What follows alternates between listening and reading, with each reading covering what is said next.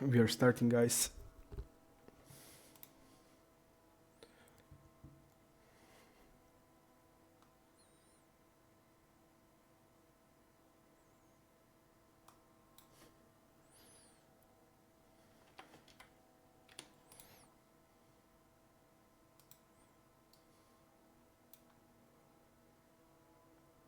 We just see that he did call all pairs, but he's folding a lot.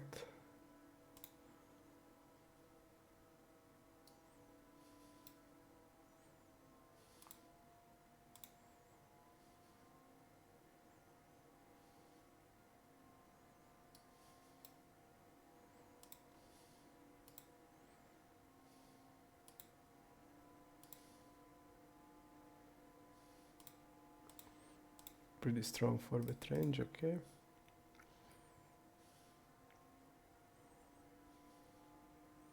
Let me see the reads I have on him.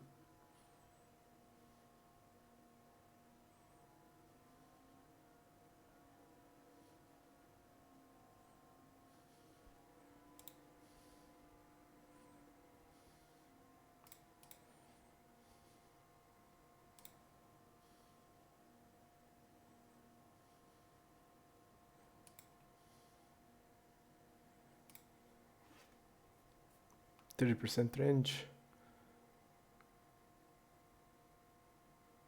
I'm gonna check a lot because he's gonna have off tens, and I think the good idea is on this board against this player that's calling 30% means he's calling king 10, queen 10, jack 10 off, so he has much more tens than we have, so we're gonna have a check range against this player.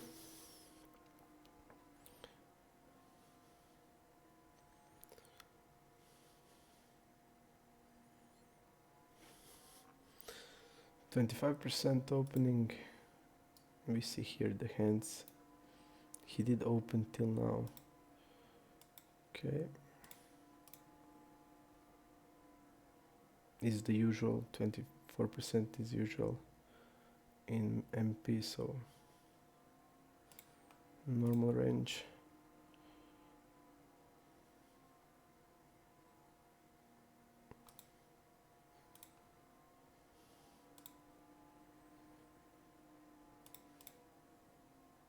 %56 of range defending, 60 against us, so he's calling more.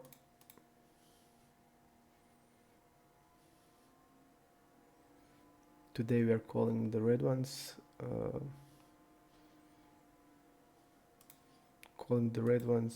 three betting the black ones.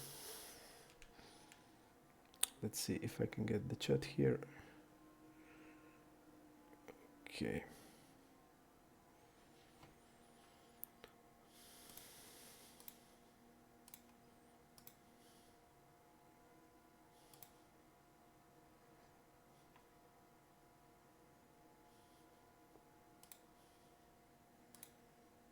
I'm gonna have a lot of pairs, 7x hands.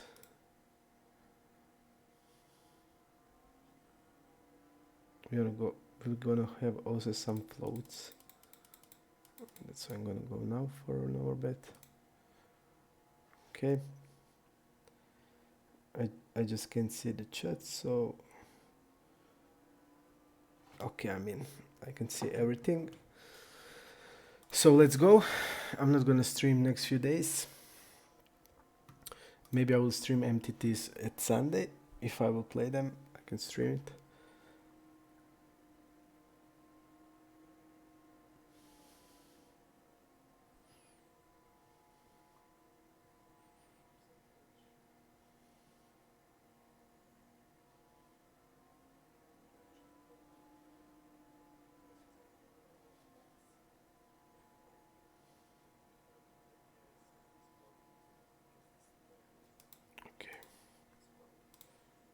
I was reading the reads from this guy. It's pretty interesting one.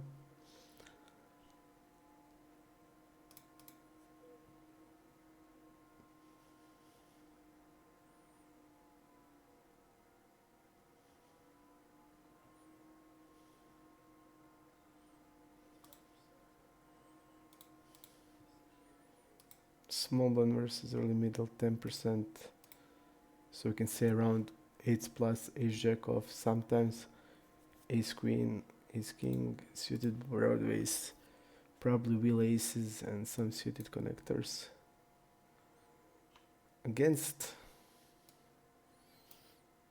he should be betting bigger size on this board. He doesn't have 6 and 7s in the range, I think, just based on the HUD.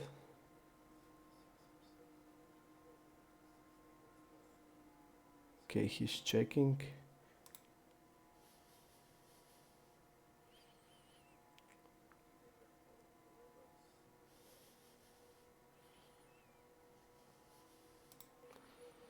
I think we want to go with a bigger size. We saw that he did check raise in trivet pot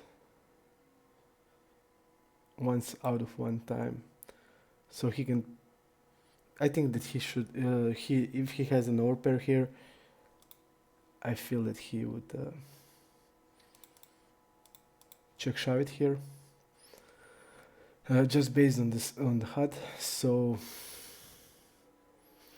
I would say most likely hands that he has is like 9s, 10s, or like a weak jack. He should have aces also. We have ace jack, so we block one of those. What's the best here? I think we can go for a shove or for a bet half pot. I think if we have a combo draw, we want to shove, and that's why I'm going to shove.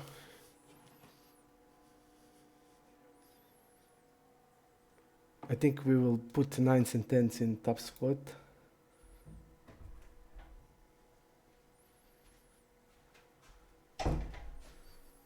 And I would say that most likely hand that he has 9s or 10s.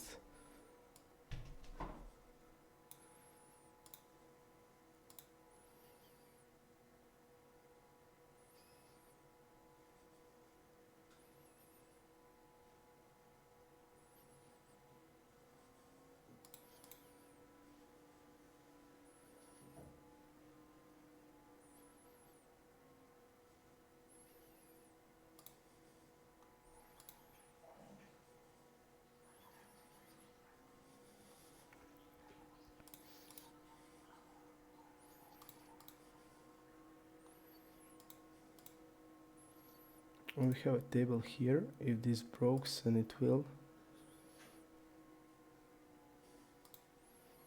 I'm gonna go immediately there. So here player is sitting out, here nobody is sitting out, so we're gonna go here.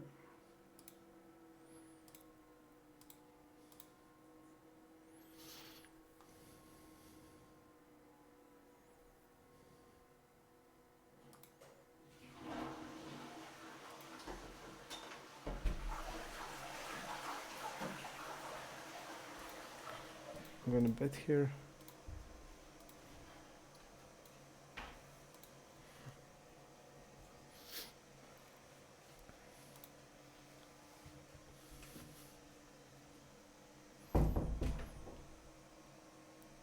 Some people contact me and ask me to show the more detail of the HUD when we are in some spot on what I did make decision on. So I'm gonna try. So I'm trying to do that.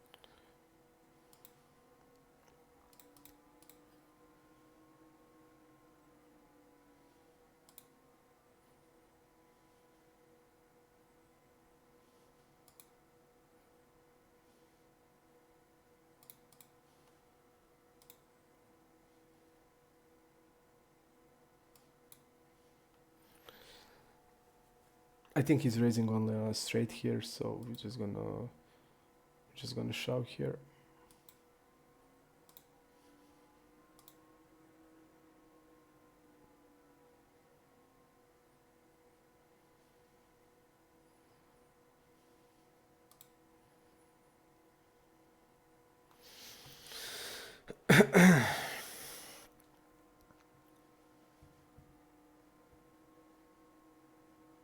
In this table, I hope it won't broke.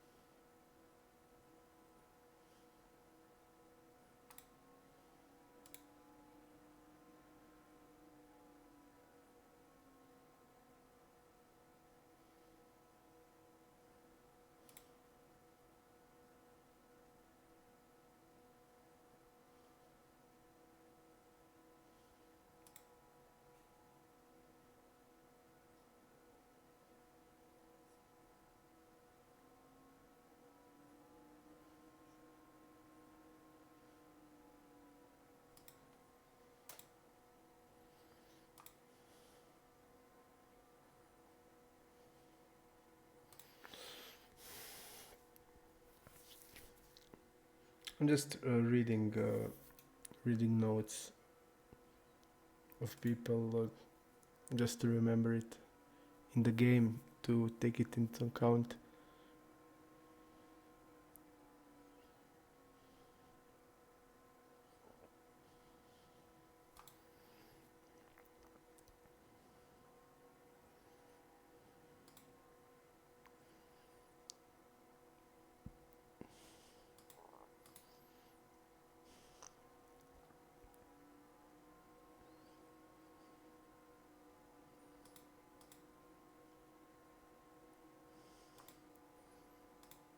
Let's see if we have a new table. We have.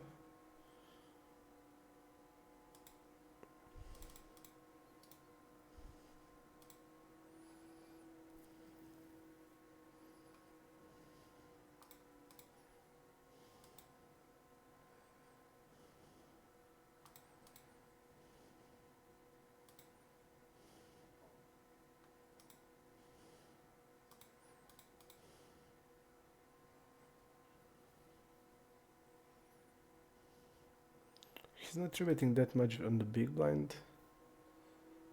Well, let's see how much he did. Big blind versus button, it's his first tribet.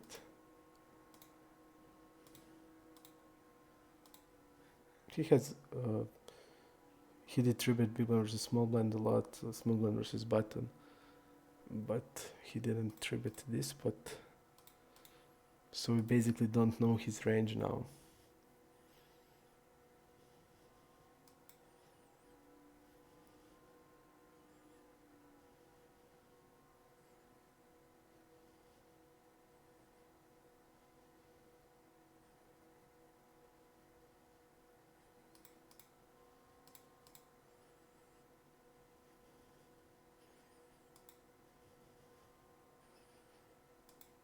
We just need to bet here, we have a bluffs.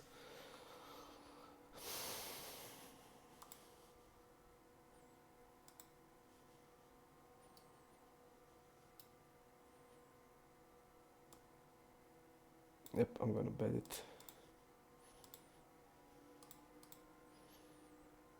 He should be check shipping a lot here. We are not folding this.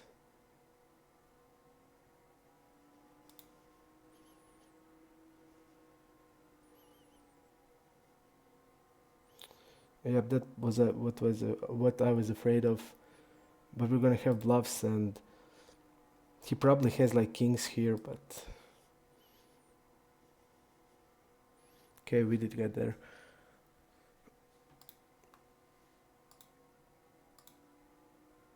But the problem is here we just need to bet the turn. We have a lot of draws, a lot of bluffs, and if we're like bet folding this, it would be disaster. So And also one problem here is that his range is really narrow from the HUD, but he's also attributing a lot on other positions, so it's not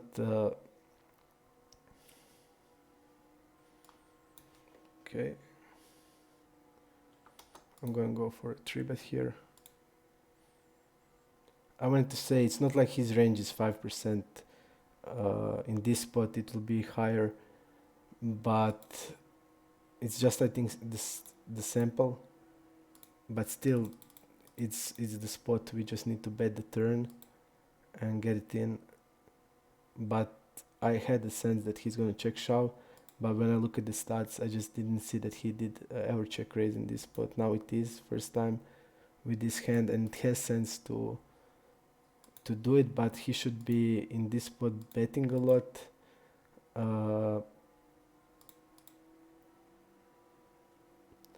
He's gonna have a lot of for example, hands like king queen don't want to check shove ever. Hand like a draw, except like a good combo draw, also doesn't want to check shove. But even with a combo draw, you're not getting like over 40% equity or 35. So he shouldn't. I think it's much better in this spot to bet, especially if you have king queen in your range. Then the bet is must. And also if you're 3-betting modern ranges, big blind versus button, you're gonna have a lot of hands like king 9, queen 9 type hands that also prefer bets. So if you have like king queen, queen 9 and king 9, it's just stupid to have check shove range. A lot of that range, then bet, because then your bet range will be a lot weaker. If you're check shipping your over pairs, then your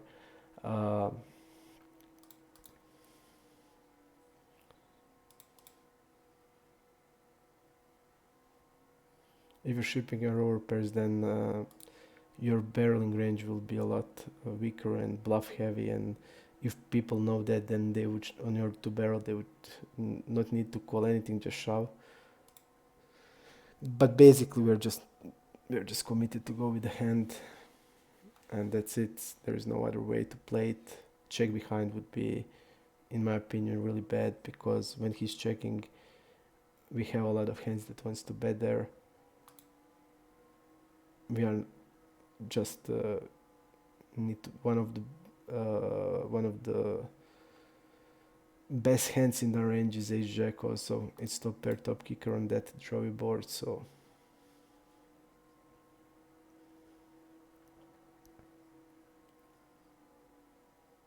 okay, I'm gonna bet like this.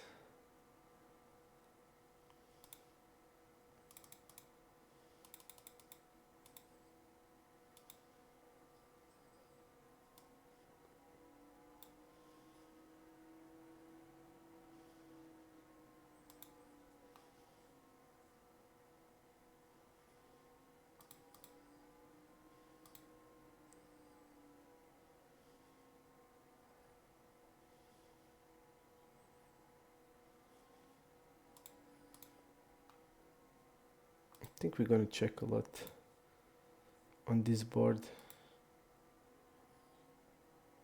I'm gonna check call.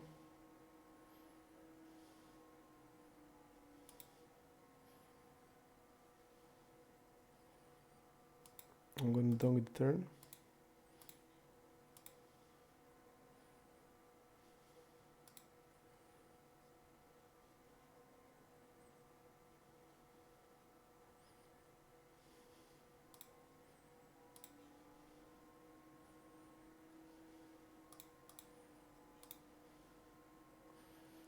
I think donking is okay on the turn. We're gonna have ace king here always if we don't bet it, and we're gonna bet it sometimes, but we're not gonna fold it ever on a stab. But it was I think pot stab. So we probably will want to have the one without spades and bet with the spades. So like having ace king with without backdoor flush draw. Okay.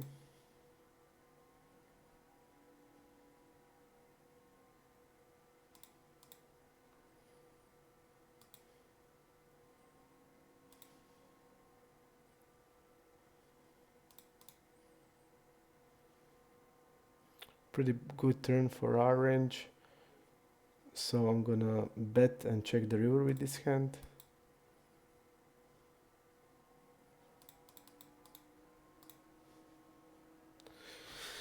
Really good spot for us in this hand.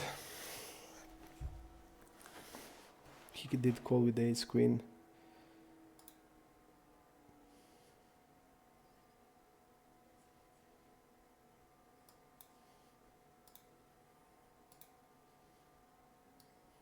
Look at this, he has polarized strategy here.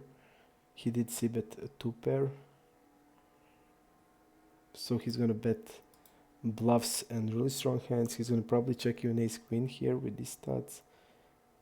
He had in similar spot ace jack on the ace jack 10 against us, and he checked behind on the turn.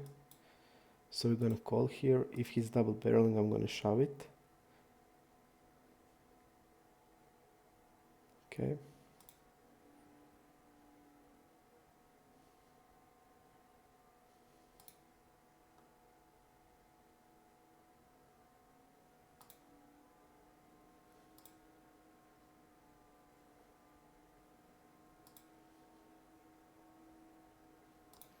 I didn't want to bluff here with 8-9.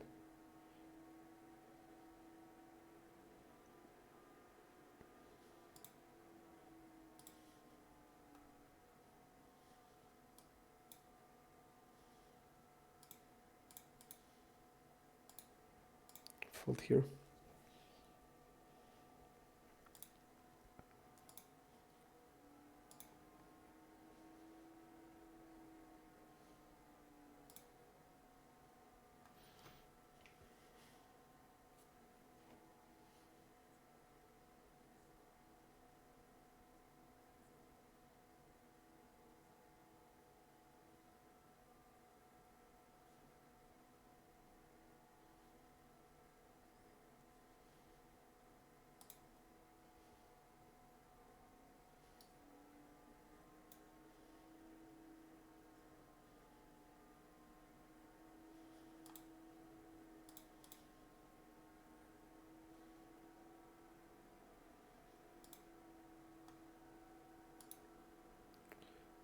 Around 50% of the range, folding a lot on the c-bet, so this guy won't float.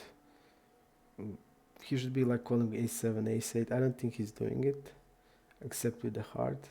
So when he calls here, he would also need to float a lot of king, jack, queen, jack type of hands. And he's calling on 1/3, 50%, folding 50%, so it's a lot. Okay.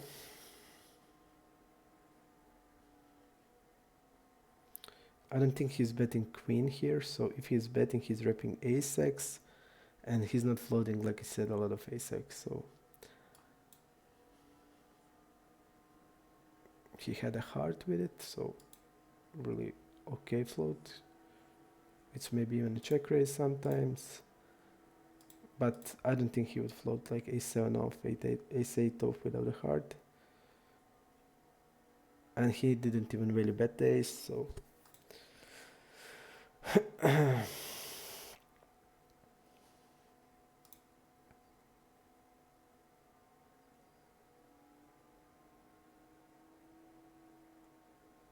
and all my comments on the player side don't have a read, so will be coming from the HUD.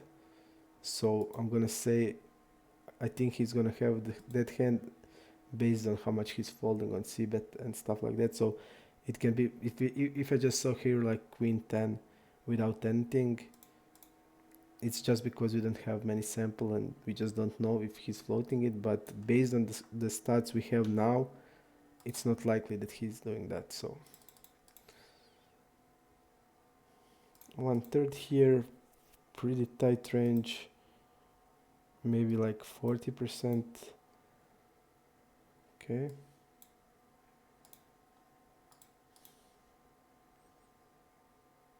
Basically 9-10 he has, queen 10 he has, that's his floats, and ace 10.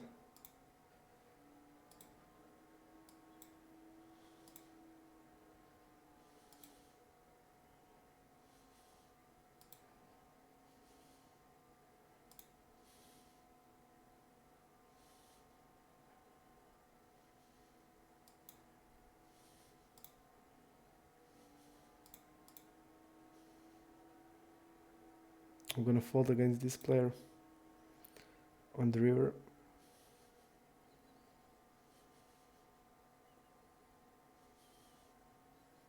There's no way that this guy is bluffing us in this spot from what I know from him, so I'm gonna fold against him.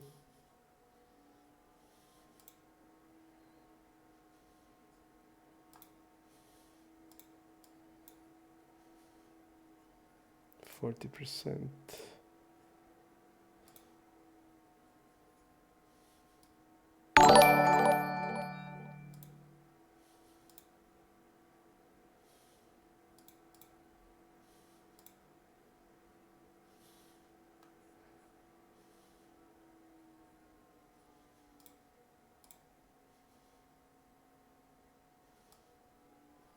I'm not sure what he's wrapping with, but he's probably a fish.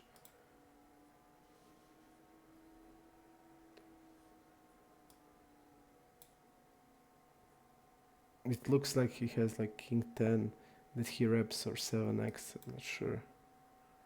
King 10.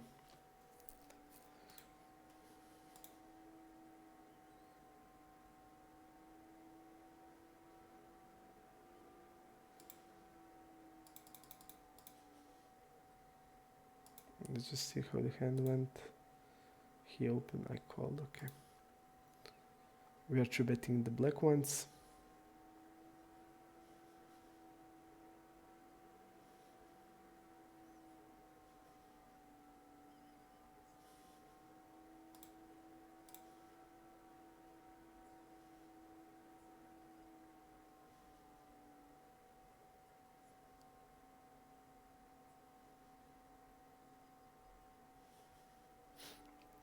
I'm gonna check behind against him because he's probably a fish and he's gonna call a lot of off ace x hands, and then we need to decrease our bet frequency on this board, so I'm gonna check it.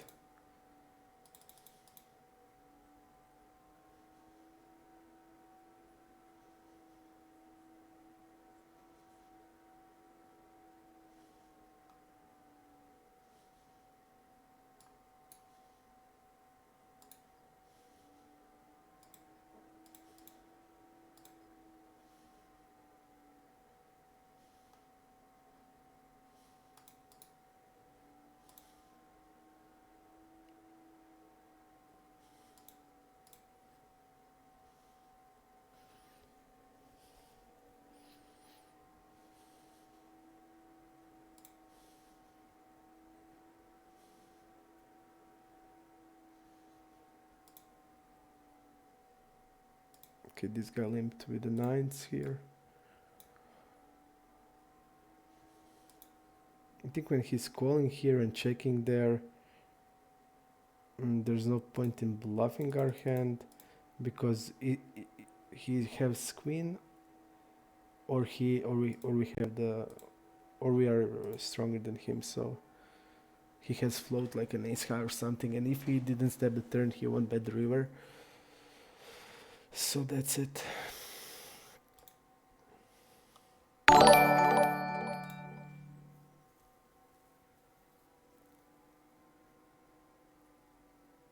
And I don't think we need to bluff 6s against him. He's not folding a lot on c-bet, so he's gonna have weaker hands, weaker pairs, and he's gonna have also ace high, so not turning 6s there into bluff. Let's see what I have on this guy. Okay.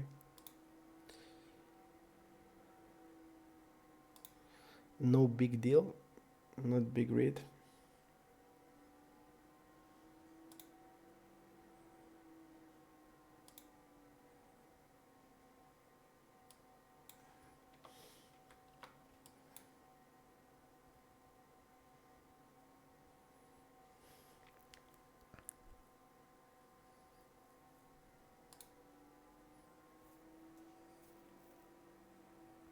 I'm not going to do anything against 12%.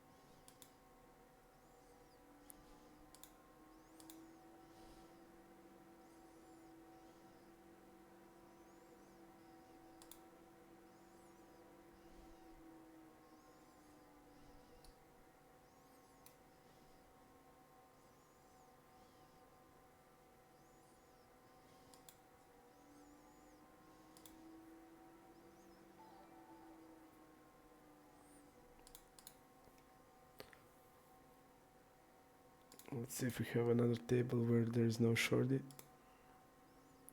Okay, we have here. I'm gonna sit out, but I don't think we're gonna be on time here. Yep, we're not gonna be on time here. Okay. Too bad.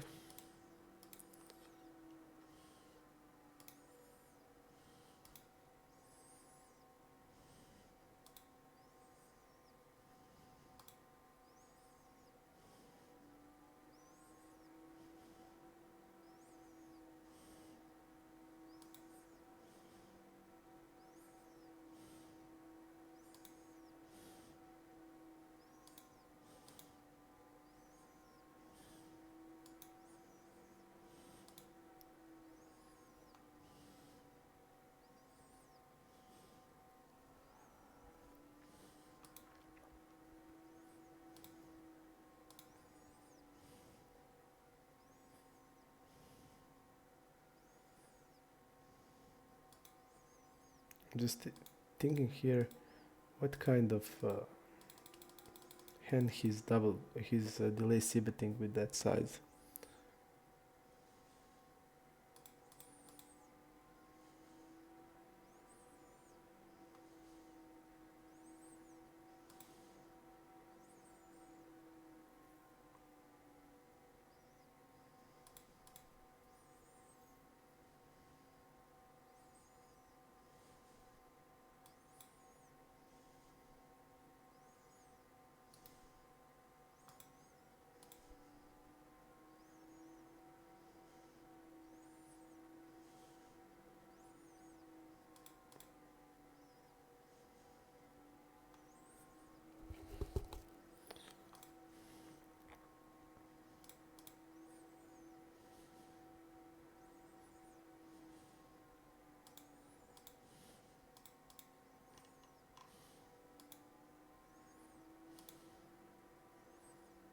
And we have a free table here.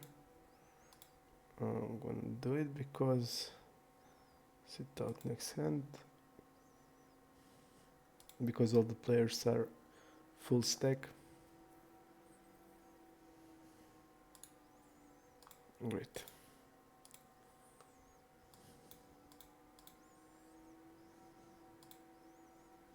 I don't know why this happens. Okay, we have table here. And again, I can look at this.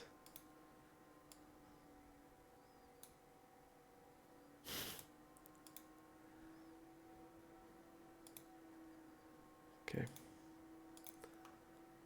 Fortunately, there's a lot of other tables, so okay.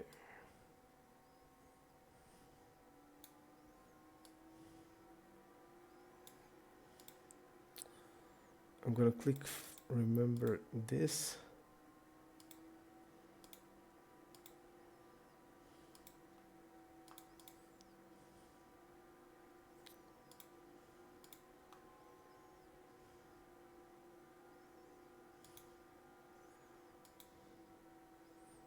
Okay, should be good now.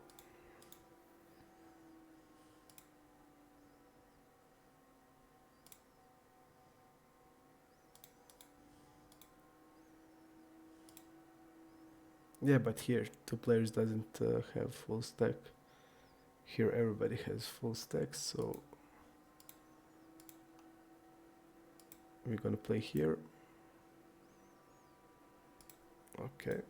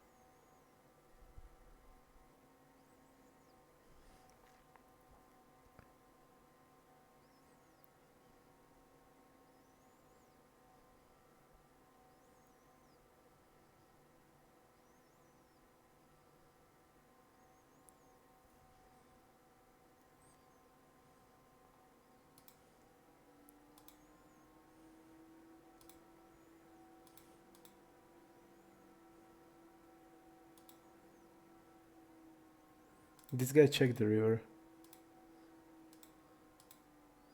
He bet, and he needs to bet 80% on this board. He checks, the other guy checks, and okay, he did bet. Ace king is a pure bet, but with the 80% size. Okay, 21, nothing, fold here. You want to bet on 10x board, small blind versus button. You want to bet ace queen and ace king, all combos, and you want to bet also king queen, but not ace jack.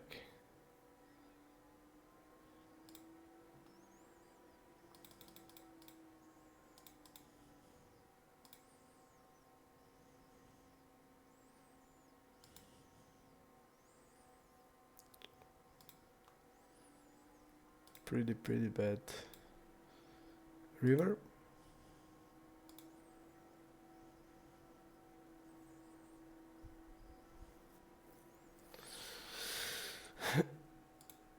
And on the blank, the guy checked ace king.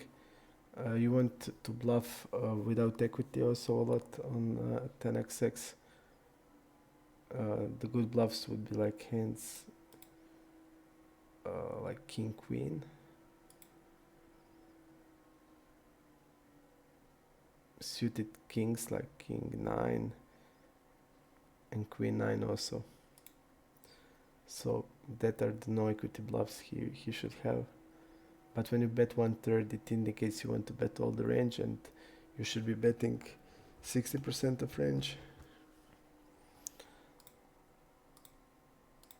And that's why the bigger size is much better, because then when you bet bigger, for example, jack is very good card for you, but when you bet 1/3, the jack is neutral card then.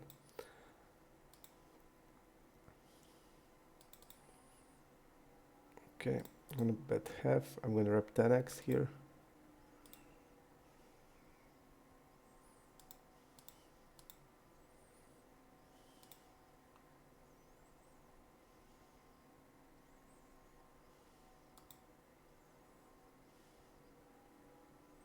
So when he's calling a step and when he check behind, he usually don't fold, and I don't think we can fold him here. We would have bluff on like 7 on a club, but not in this spot, because I think what he would call with ace high when the old draws are broken. If we are betting, we want to bet small, but indicate on the HUD that he's gonna call it. And if we bet small, we are basically repping again 10x, but small can be if have pot 2/3, 3/4, but not overbet. Just by the way we play the hand.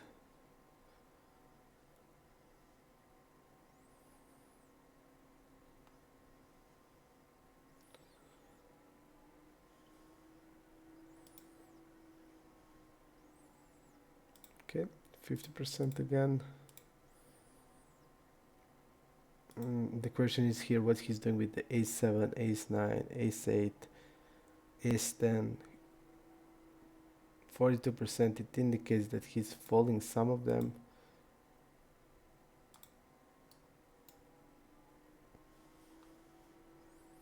His check raise range is stronger than average. He doesn't have many 5x's here. I think we can go for a 3-bet here.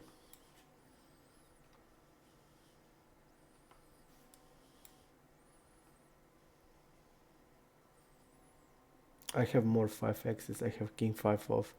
He doesn't have any 5x except ace 5.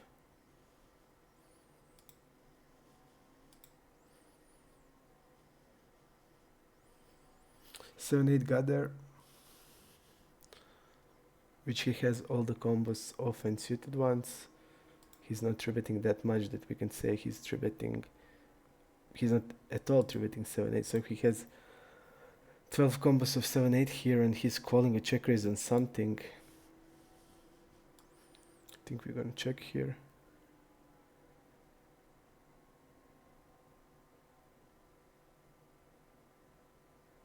He's calling a 3-bet, not the check raise. He's calling a 3-bet of his check raise. So 7-8 got there. Now he's repping 9x, I would say. But he wouldn't bet that. Or he's like betting 5x with one third of the pot.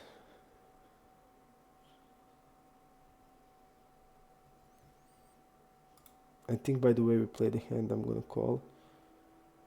Blocking the 7-8, but probably 5x, low 5x. Okay.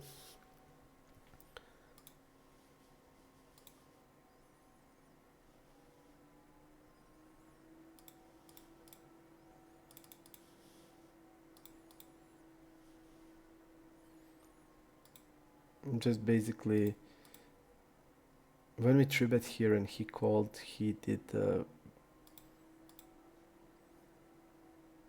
it's more clear what we saw that he's weak when he check raise, but when he called a 3-bet here, he's having and he's not check raising with a 6x from the stats, what I can tell, because he's not check raising a lot. So I wouldn't say that he's ever check raising 6x, and he should be check raising 6x. Even hand like 6-7 should be check raised, but he won't have 6x. So when he's betting 1/3, it doesn't have any sense to bet 1/3. He would want to bet 1/3 if he's saying I want to really bet like 9x against us or stuff like that, but he's not doing that. So against 1/3, if he's having a 5x, I would give him the money and that's it. But he's playing it poorly, in my opinion, and he's not getting any big value here. We are bluffing. We did get the turn we need to check on. We don't want to bluff there again with our hand, and that's it. Like, he didn't get any value of his trips in a 3-bet pots and 3-bet flop scenario. So river size doesn't have any sense, because I'm gonna have also, I'm 3-betting here with tens. I'm 3-betting here with jacks a flop, because when he's check raising, I see that he's weaker. I'm gonna punish him with the 3-betting, and I'm gonna have tens and jacks. And when he's calling a check raise here, I will check those hands. Just basically, they don't need any protection. If the king goes and I have jacks, he's not gonna have any kings. So they basically don't need any more protection. And that's it. I mean, I'm gonna have like tens, jacks here, and you're betting 1/3, and I can call 9x. You won't exploit me or anything. I'm gonna call jacks here with against that size, and you're not gonna exploit me. You're not gonna put me in a tough spot. But if you're betting a pot or run over bet, then I just can't fold like jacks every time, because I would then be folding way too much. So you would then put our range, mine range, in tough spot. Okay, it's 14%.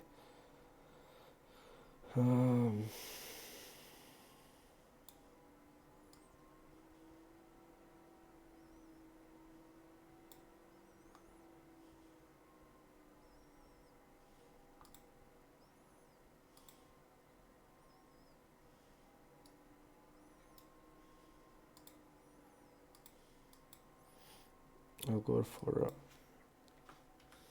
a bet, and I should go for a bigger size here. I think this player will have like low aces in this spot, some 10x's. We see that when he's check calling, he's check folding a lot on the turn, so we can put pressure on the turn here against his range. Okay.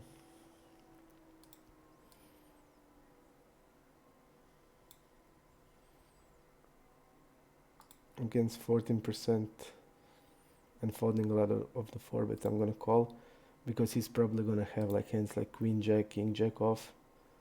So I'm gonna call it,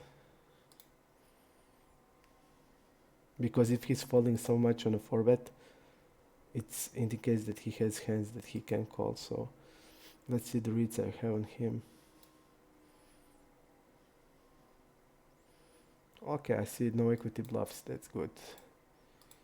That's really good. If from no equity bluffs, he should be bluffing king queen. Okay.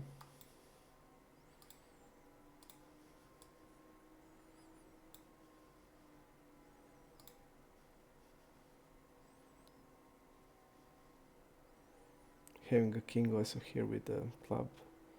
Unknown player, I don't know him. Is he betting alone ace here? We don't know.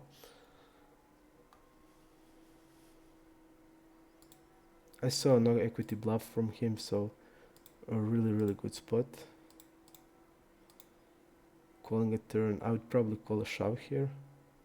And when I see that he's not really betting ace king here, then calling a shove is really good against him, because this is a clear shove, and if he's not shoving this with the ace blocker, then and he's bluffing without equity, then means that when he's bluffing, that most of his three barrel will be bluffs, because he's checking the pretty top of the range. He needs to triple barrel. So nice to know that. Really nice to know that he did check ace king there. I would call a river shove. I immediately say it on the turn. I'm calling here a shove, just based on the no equity bluffs that I have read that he's bluffing with it. And when somebody is bluffing without equity, then defending frequency increases a lot. So against this type of players that are barreling without equity, that have no equity bluffs, you're gonna need to defend more. You're gonna need to defend wider, and you want to defend the hands that doesn't share their bluffing range. So that's basically the strategy you want to use.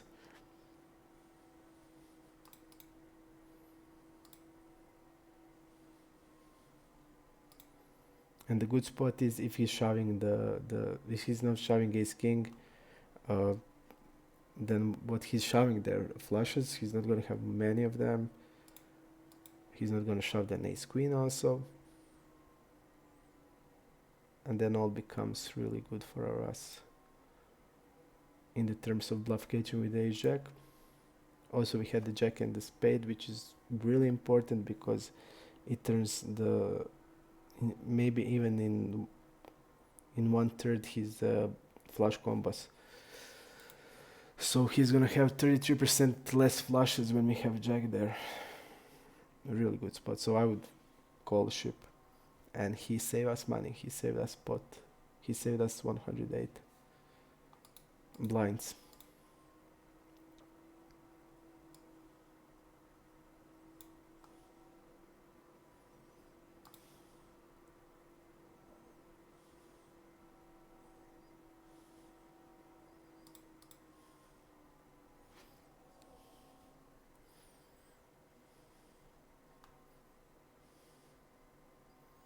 This guy's defending, but it's the normal hands, okay?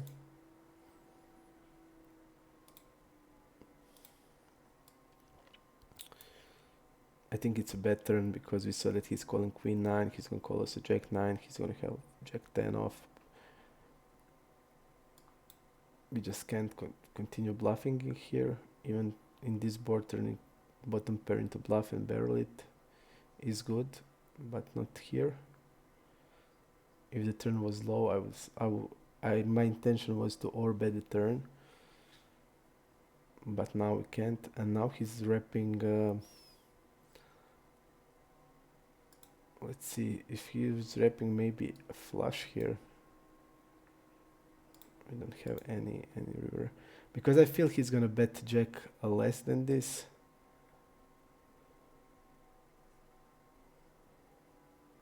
I'm gonna call here, just based on the river pop-up. He's not gonna bet jack with that size, and he's gonna bluff with this size.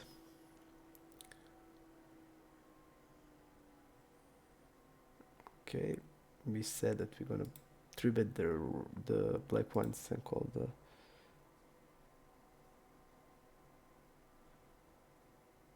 okay.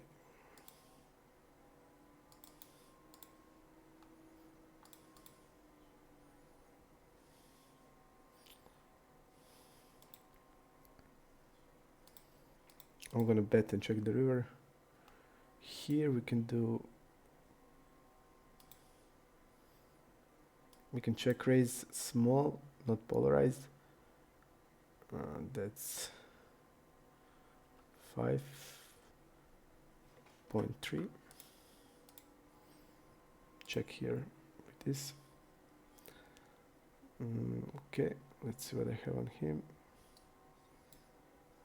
Unfortunately, I would call against these stats.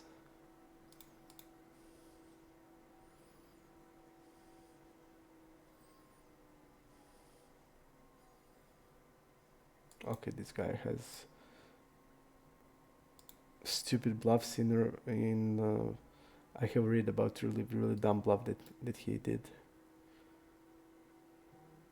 Okay.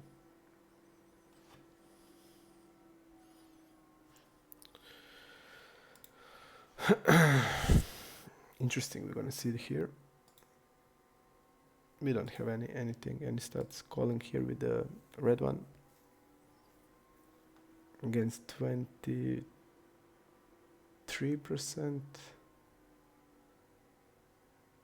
Okay, this is 20%.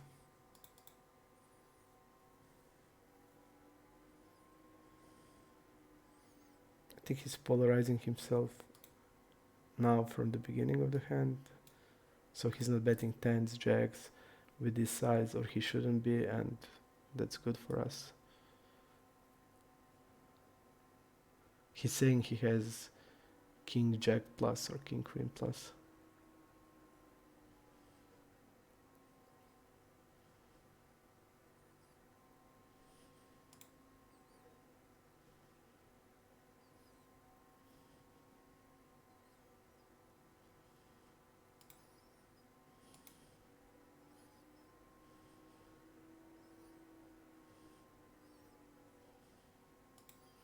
This is his first overbet, and we have 4-5 in the range also.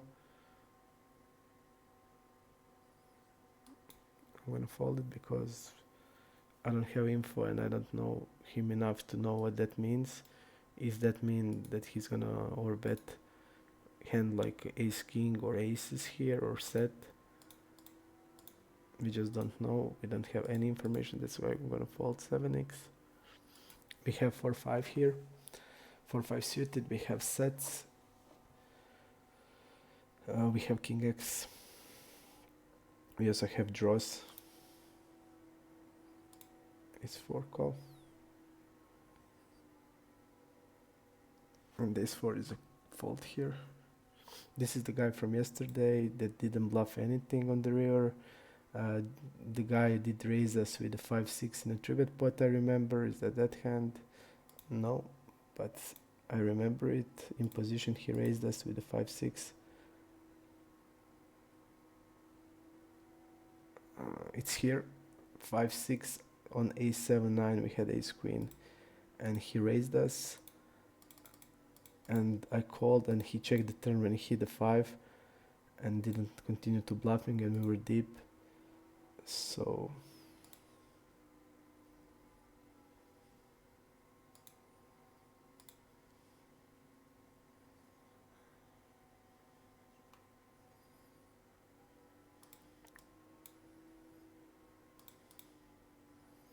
this guy has range of everything. So really, he's opening 56, calling everything with the 3-bet.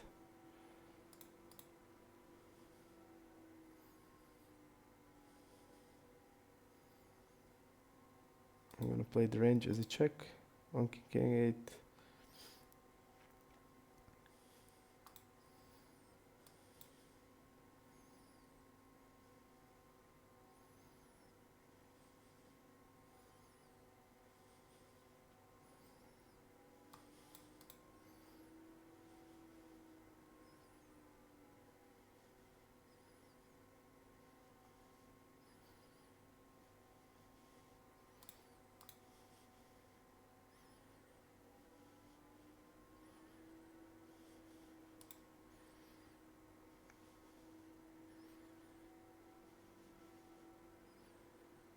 Opening this.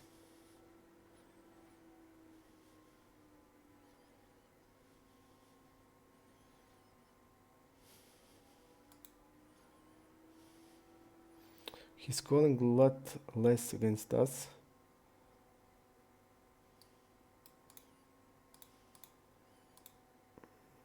Maybe he doesn't have ace-3 off against us, so that's important. Regarding this board,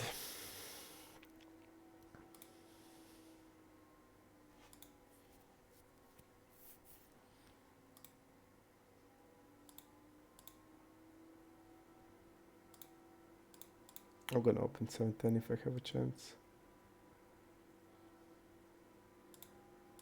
But no chance. Okay, squeeze here.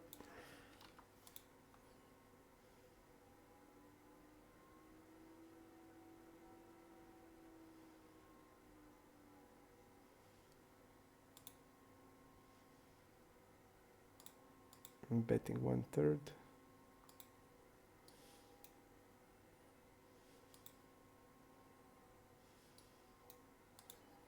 I think we want to bet the turn here with the king queen.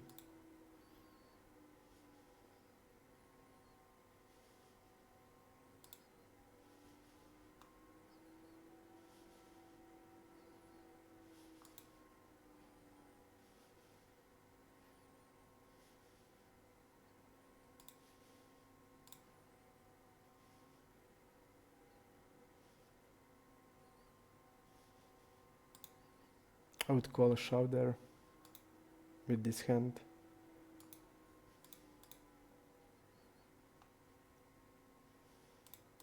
Only reason I check there because I don't think he has ace jack off, calling a squeeze from what I saw, and there is not much value we get. I don't see which worst hand is calling us, so that's the reason why. I'm gonna go like this. Call here with the queen 10.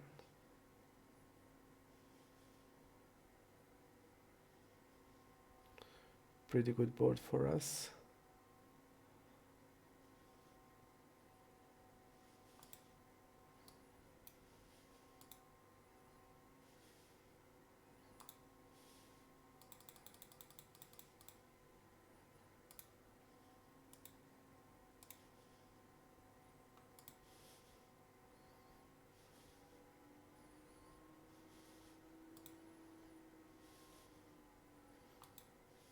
Go for 1/3.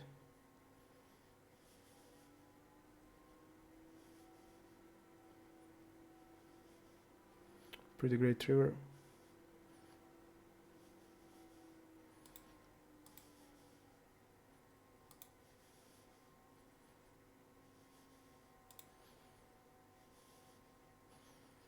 And thus I think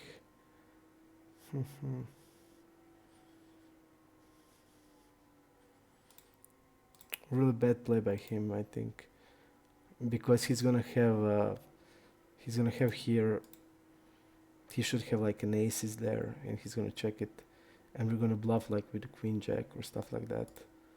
So I think bad play.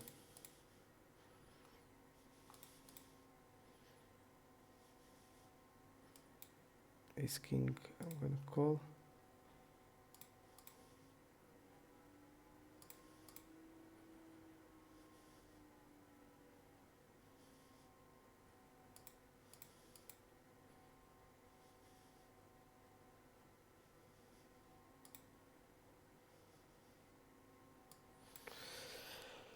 This guy didn't bluff ever last time. I think the only mandatory ace high call we want to have is the ace of spade one. But he can definitely have bluffs here.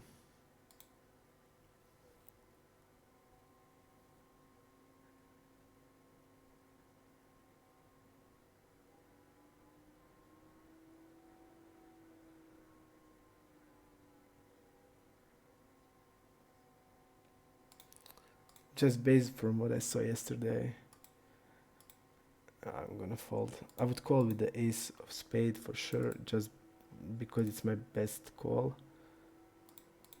But he can have bluffs there. He can have 9, 10, 10 jack, but the problem is he didn't ever bluff in the river from what I saw, and when the stats are like this, I don't think, I don't know.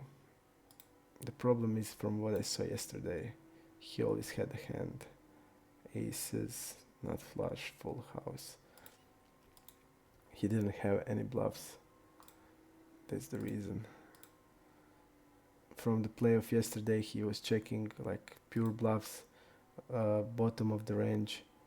So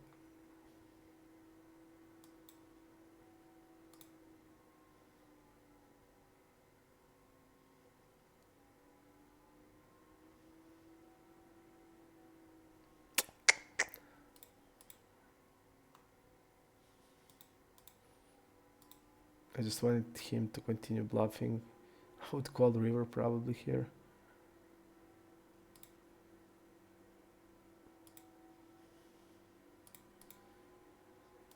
We don't mix any of the bluff range.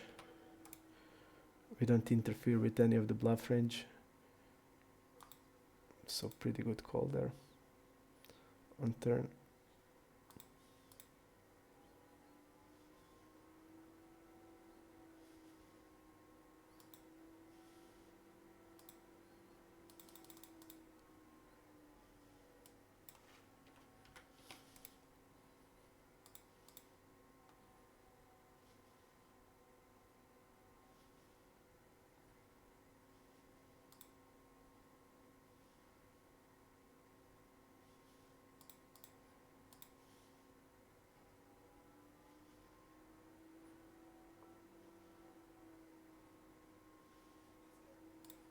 I'm gonna go 1/3.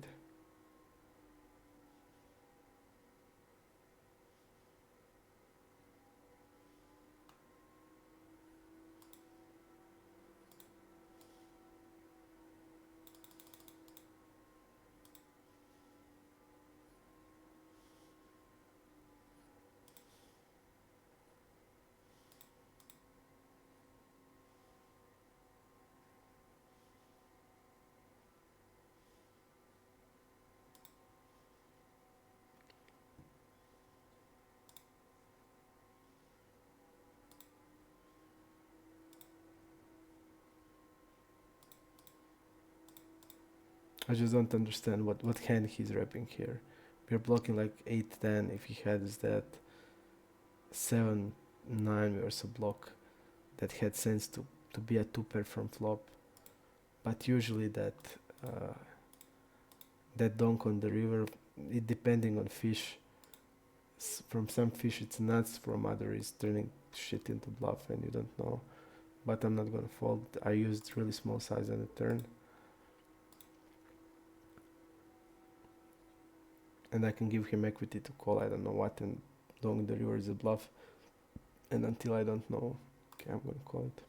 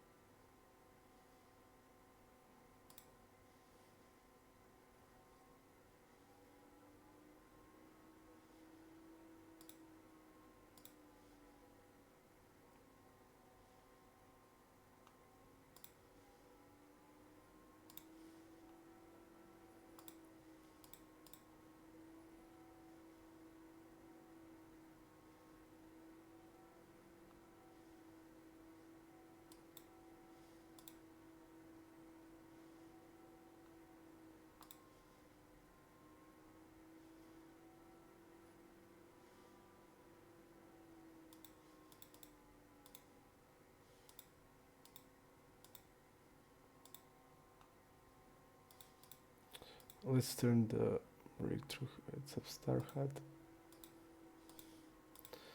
Heads up hat.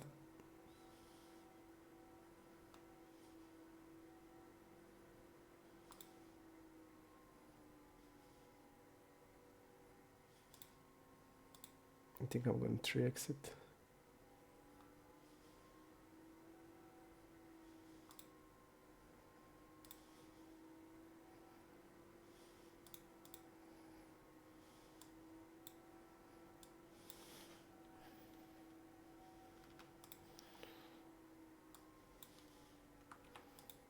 I'm gonna have all the combos of ace jack here.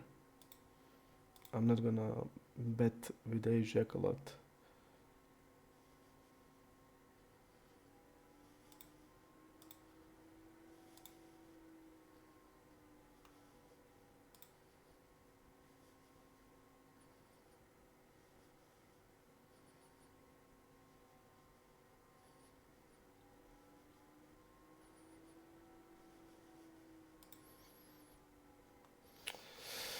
Okay, we need to change the HUD again. Breakthrough stars HUD. And immediately, soon as I see short one, I'm gonna try to find new table. There is no, so when there is, I'm just gonna leave.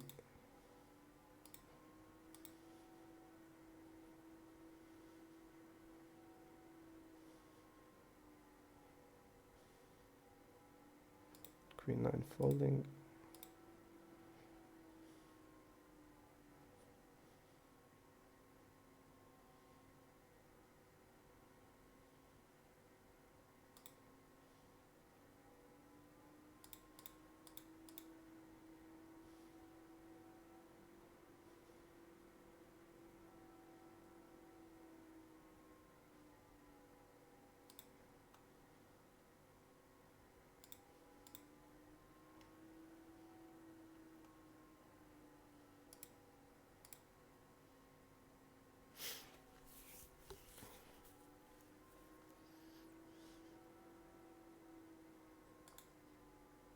I think I can close this because I have a chat on my phone.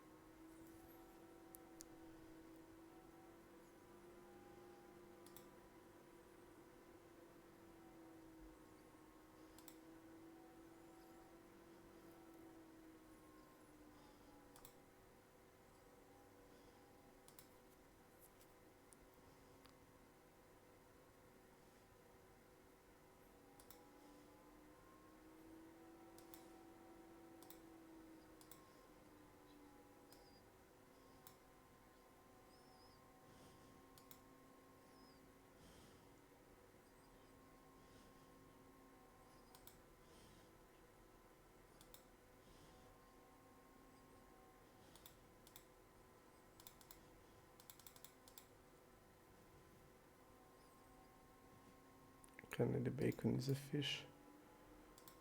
Gonna mark him.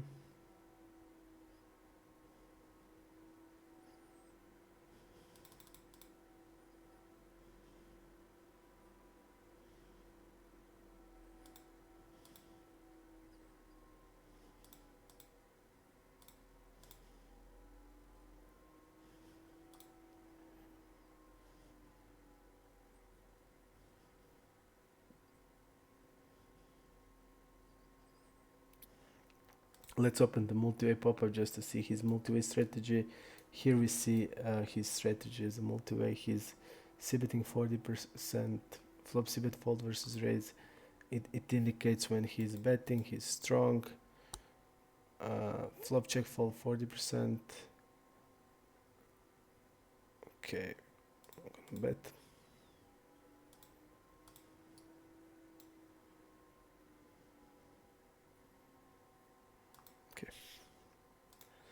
Nothing we can do on this board. I'm not gonna try anything.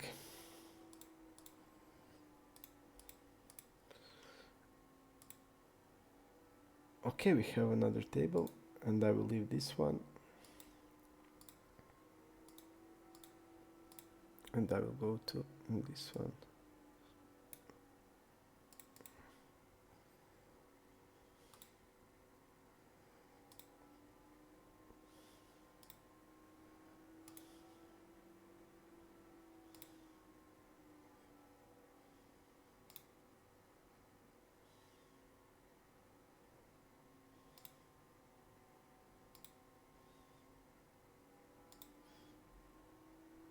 I'll make one quick bedroom break right now until I come into this third table.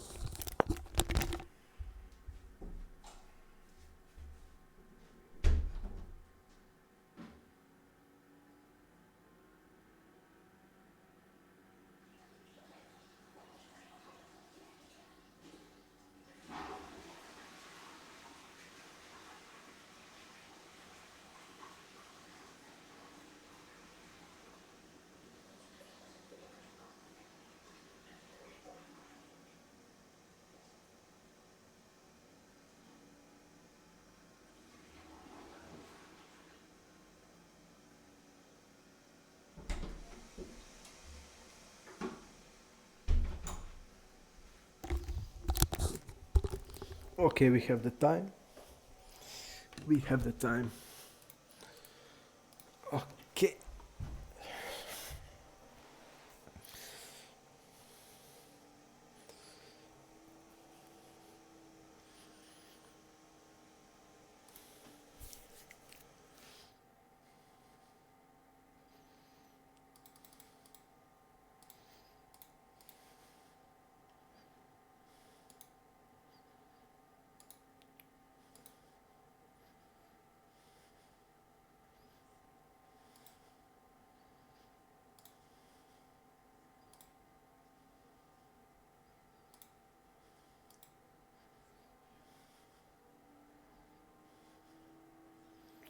He did never float it here, so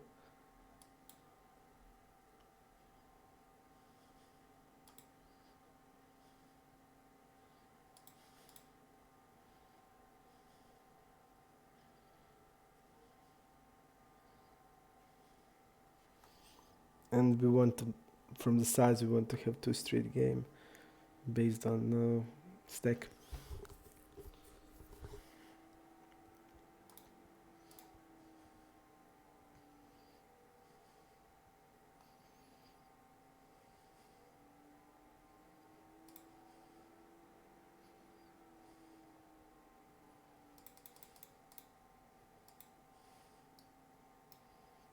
Opening 60% and 4-betting really a lot, it seems. And he's also 4-betting really a lot against us. Wanna ship. Okay. And it's over, we lost. We have a versus hero 4-bet stats, so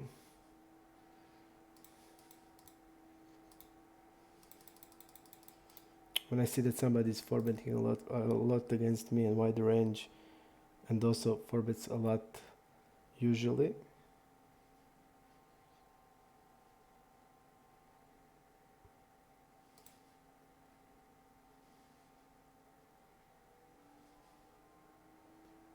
I'm just gonna ship against those type of guys.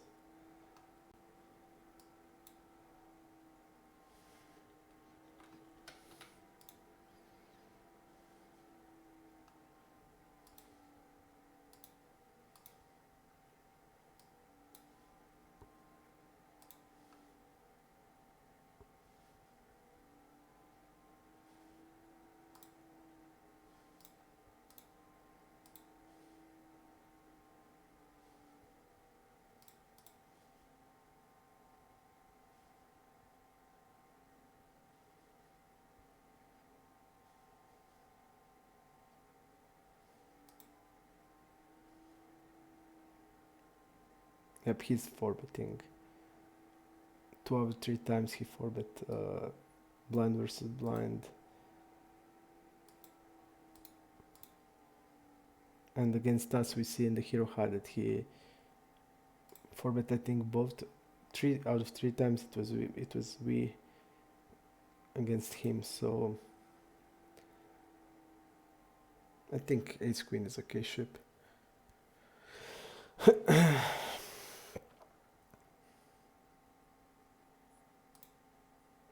I would call ace queen suited. Our ship was a king queen off against this guy and suited aces.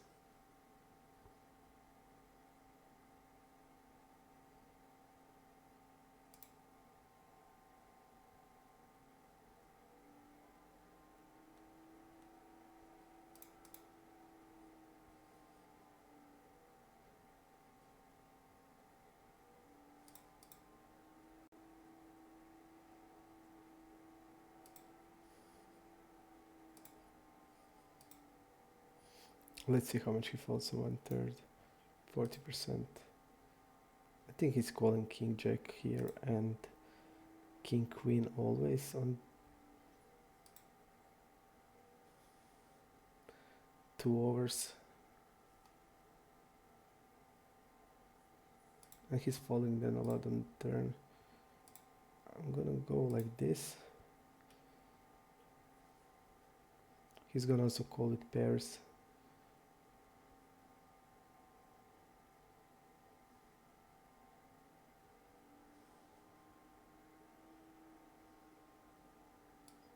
He's repping 3x here.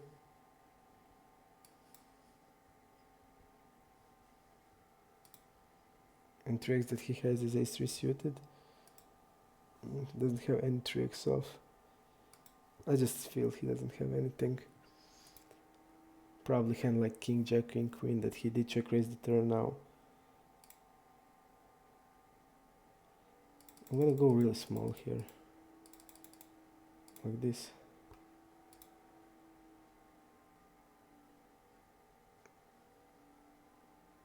Yep, he just don't have anything. But I think it's not good feeling to fold on 1/8 of the pot.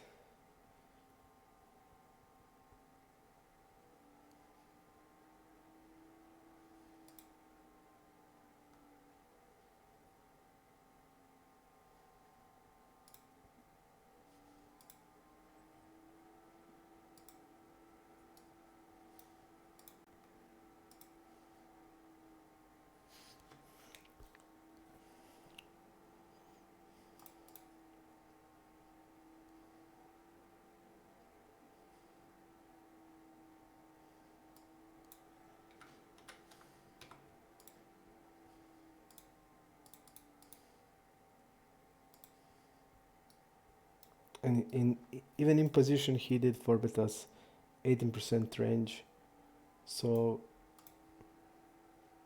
it seems like he sees that we 3-bet a lot, and big blind we 3-bet almost 20%, so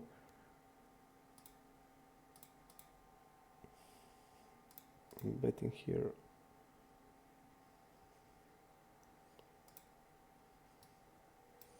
We don't know.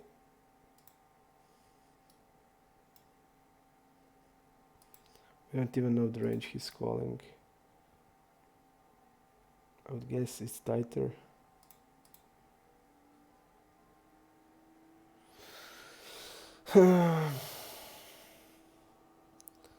And now it'd be like really useful to know, is he donking here with the jack? So he's a fish and fish usually donk.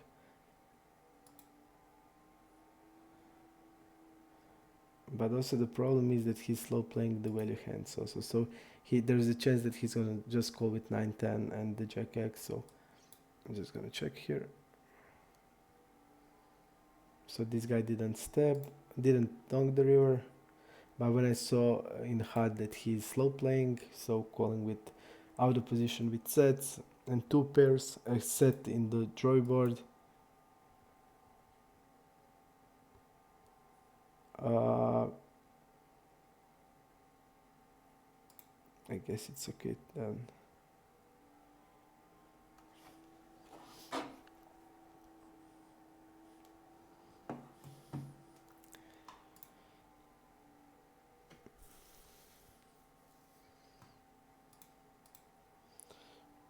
We need to see what's happening on other tables, what's going on.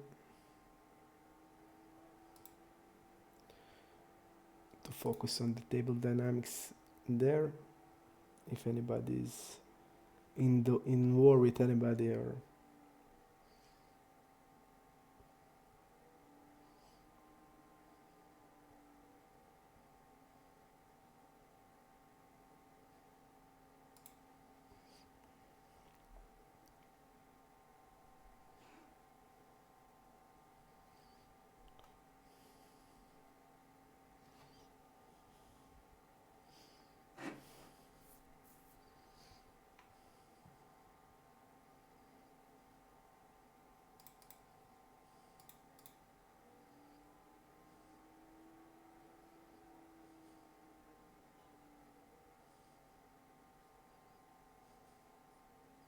this guy is also fish.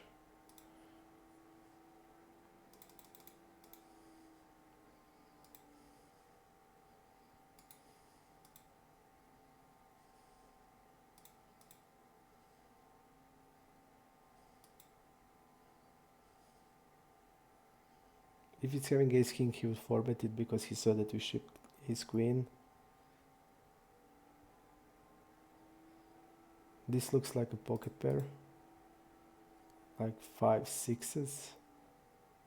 I would call like a king queen suited here, and GTO says it's king jack suited, also a hand that you want to shove for 400 blinds, just because you're gonna fold out better hands, and it has good equity when called.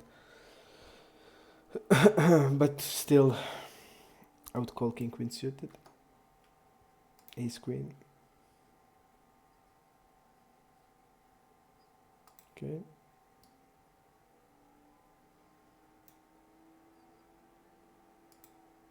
He doesn't have ace jack off in the range. That is what we saw.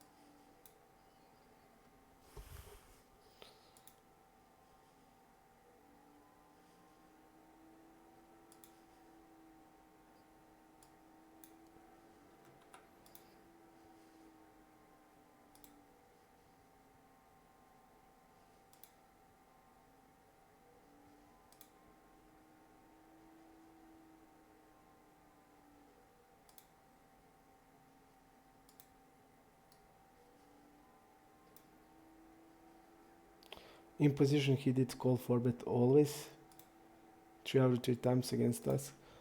Not this time. That's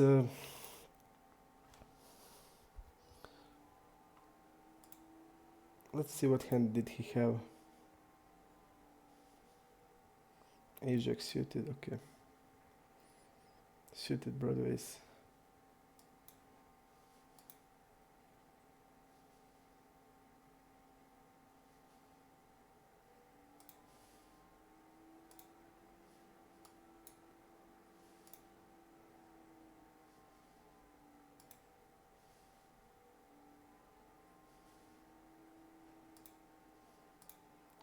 See what happened there. He had the ace and checked the turn.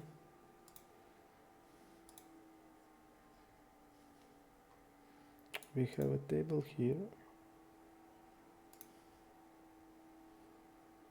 Great.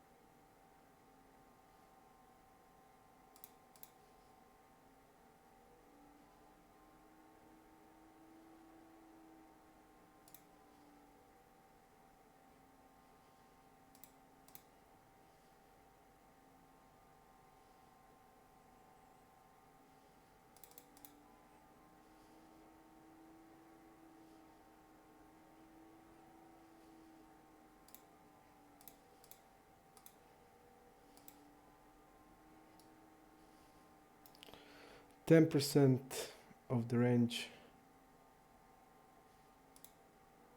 Okay.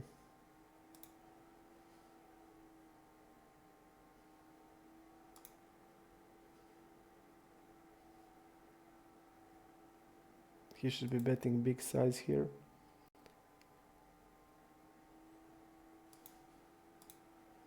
We want to call with eights.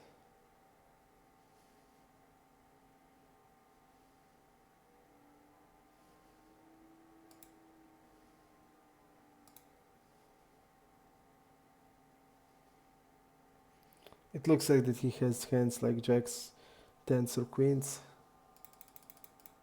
We just want bluff there with the eights.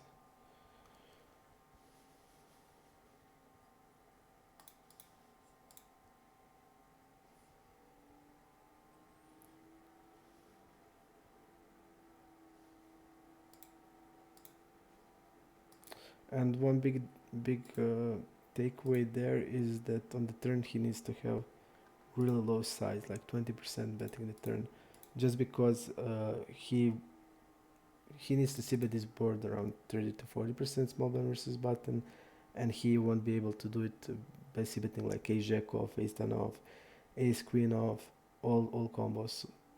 And then when the ace hit, mostly the hands that are betting big are the war pairs, and they're now in a tough spot. So the best thing is even maybe to have a check range on the turn, because we're gonna also calling like every combo of ace queen is calling, ace jack with the diamonds and ace 10 with the diamonds, so we have more ace x than he has. So he should be having near check range there, and but doesn't change this hand because we have eights. We're not gonna bluff with the eights.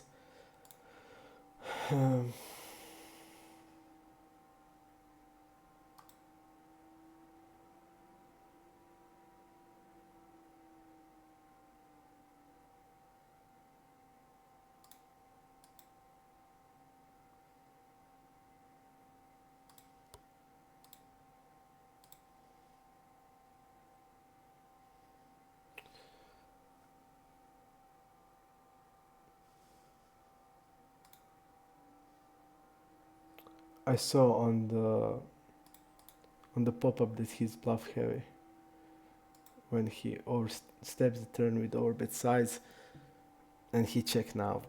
I don't know why. And his range is, when he's overbetting here, he reps flushes and he has ace blocker, and we're not gonna bet any flush in this spot, so really bad play.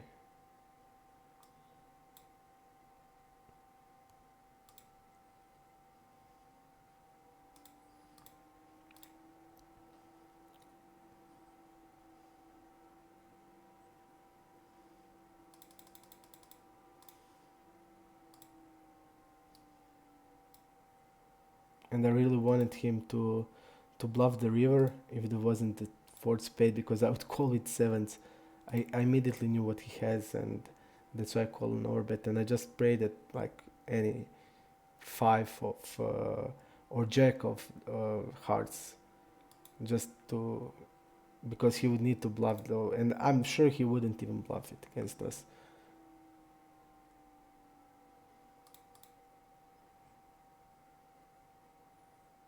But I mean, check the nut blocker when you step the turn. I think it's humiliating, so I just want him to do it. Because whatever if he would shove, I would call. Just based on the read I have and the hard stats that are showing what he's doing in the with the step and with the overbet. So, and I played with him, so I know a few things. I saw what he was doing to other players.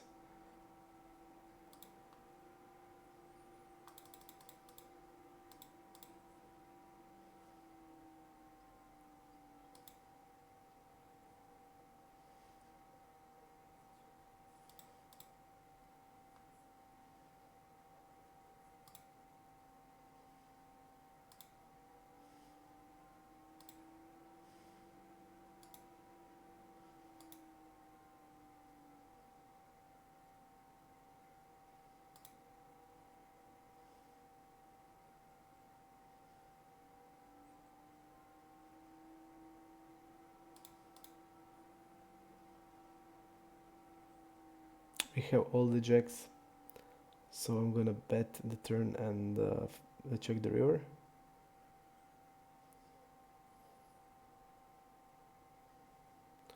When the card is favorizing your range, and there's a time we won't even step with this type of hands, not check them. By that way, if the river is ace, you're gonna also have a full house with the ace in the range.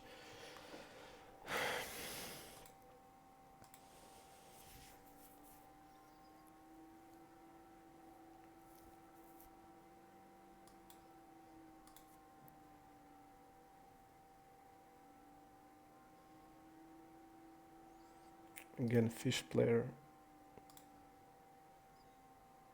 I'm not gonna turn it into bluff.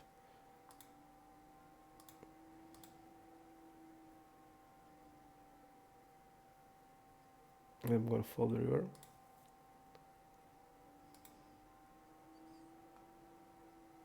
%9. Okay.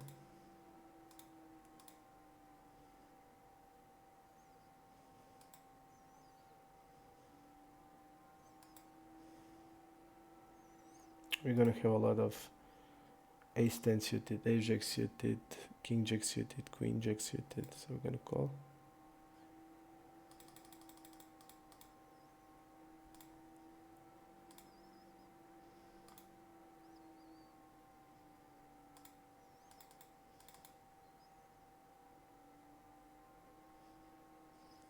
I'll use this size and bet the pot with it around this.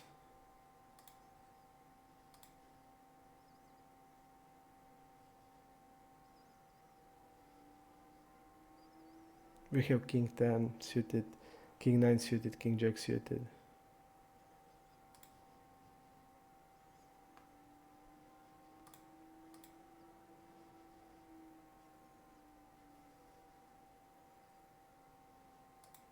We can go into the overbet twice pot also. But he's gonna have also a full house here. He should be checking aces and ace king. I don't know if he's doing it, but he should. So I just can't overbet 2 times pot with the king x, and we wrap the king x now. So I decided to a little overbet. I like the way I would play with the king x. Mainly king jack, king 10, king 9. And I think we want to overbet 2x with the hands at least that have a blocker to a straight.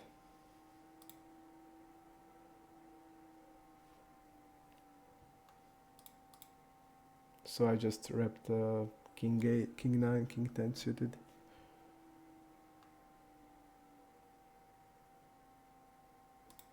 What happened there?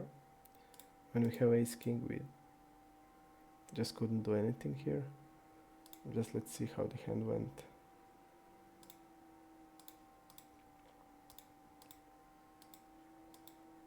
Look at this, they're check calling and checking the river, both of them. So I guess they are tight. Who's the other guy? Nitram, and he's not here, okay. 7.8.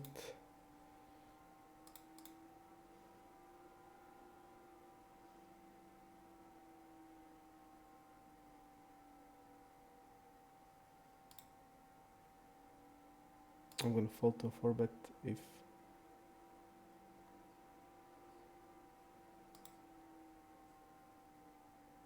okay, I'm gonna 3-bet here.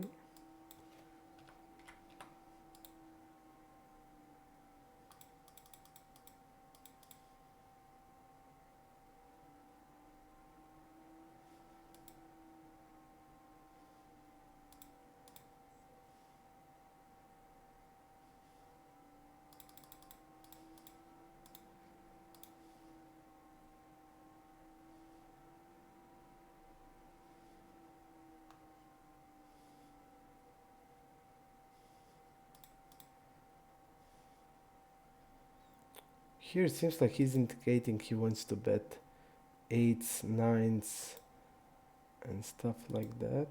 So I'm gonna raise it.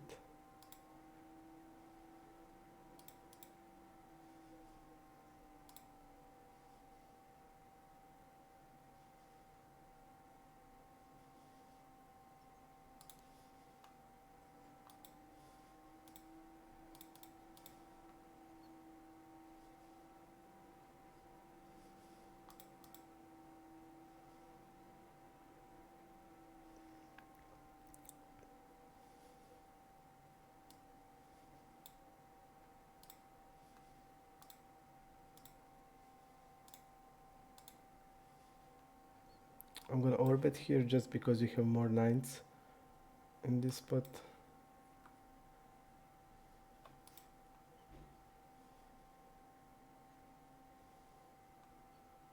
I'm just gonna call here. I'm gonna bet here.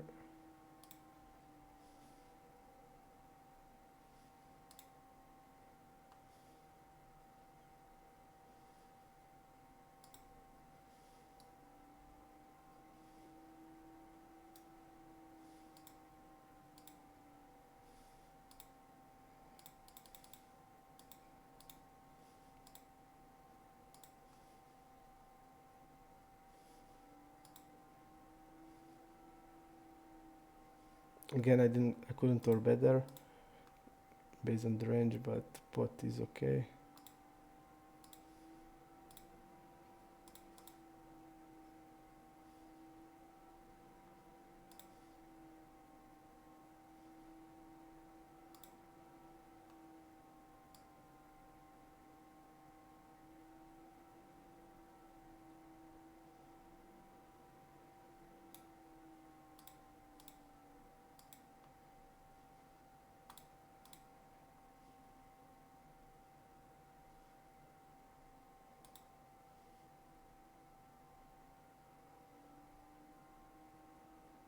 Breakthrough heads up, let's find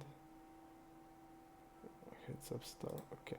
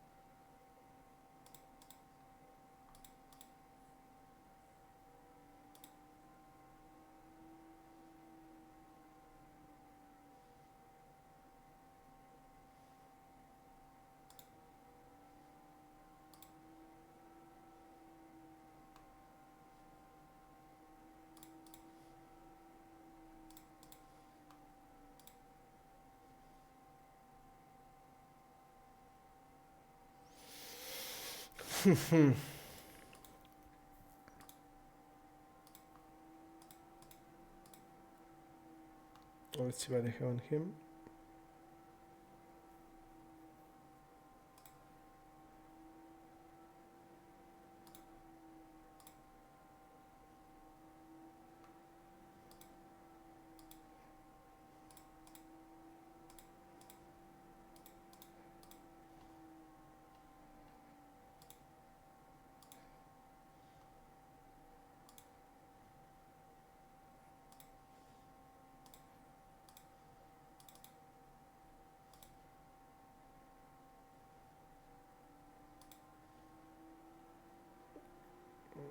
Okay.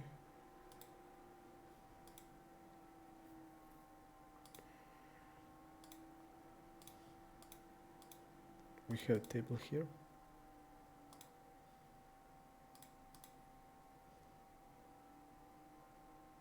Start.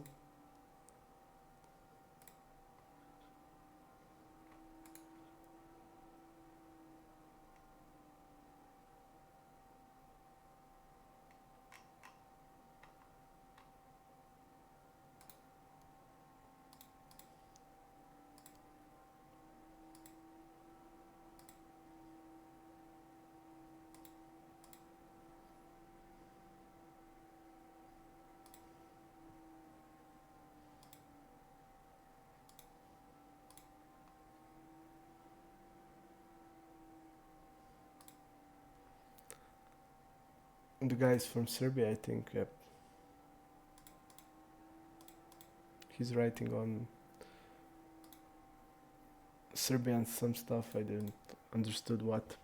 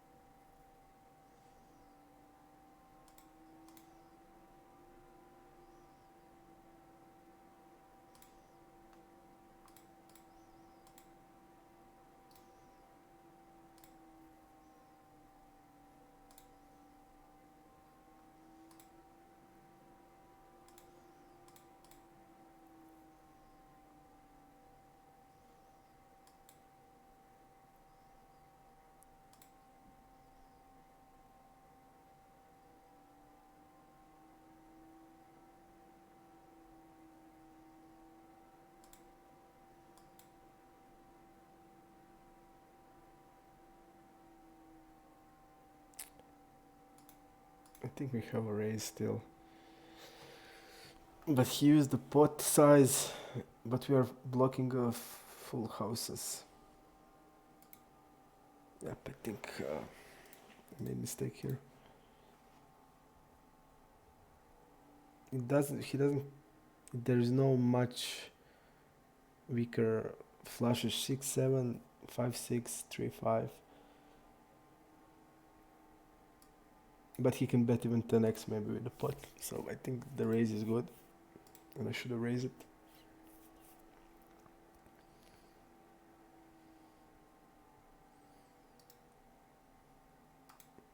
And I would definitely raise it on the, if the size was, but I thought it's more polarized.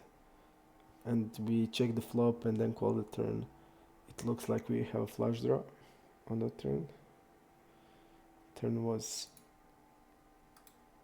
10x. Yep, it looks like that. So I don't understand how can he bet this. I mean, that what was going on in my head. How can he's betting now the pot with worse than a flush if we look like a flush?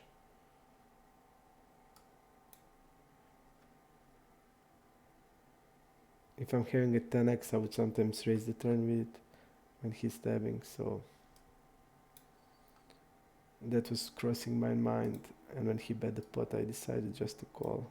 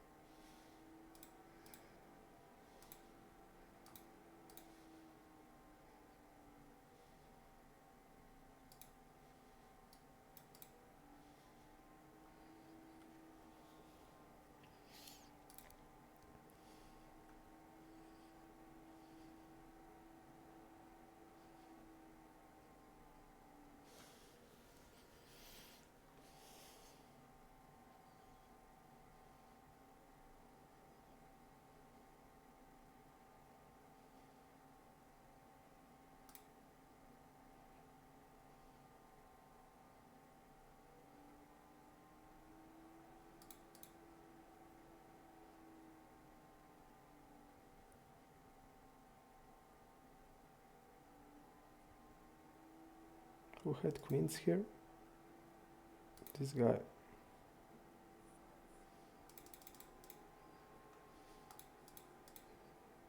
Let's see how the hand went. Okay, he raised. Bet small. He raised, bet small. Check the turn, okay.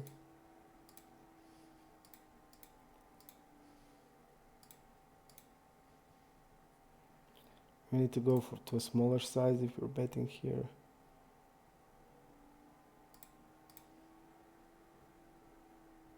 We can do this with the ace king and just check the river.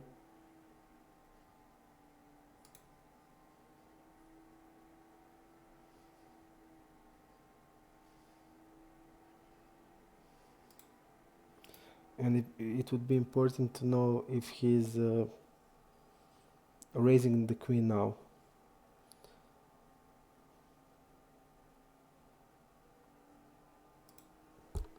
Probably is.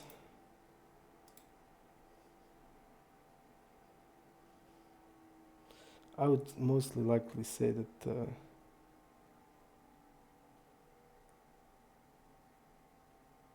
I think we could bet king, hand like ace king, when he didn't raise the turn.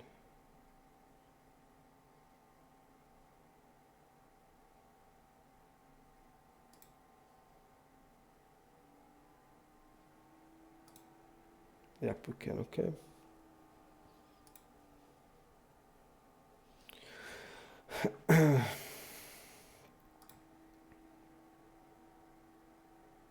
I intentionally didn't want to use over bet size.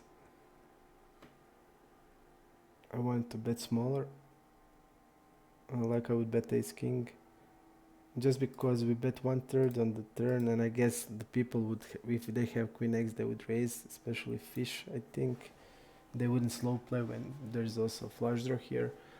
So I think it's pretty cool to bet 1/3. Then you know can you bet like a good king.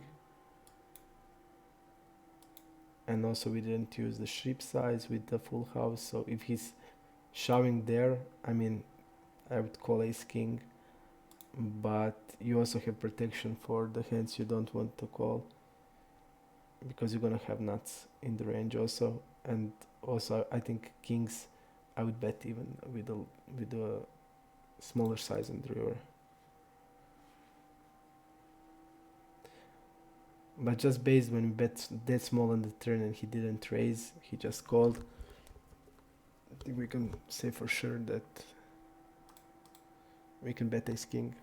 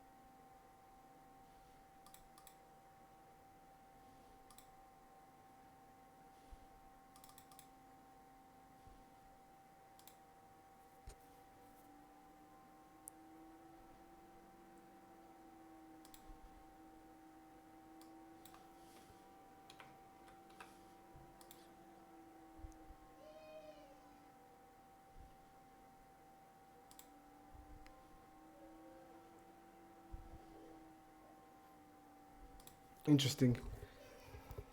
What is he raising here? Because we are repping king queen here when I bet the pot on the turn. I'm not betting here ace x. So what he's repping? Is he repping here king queen?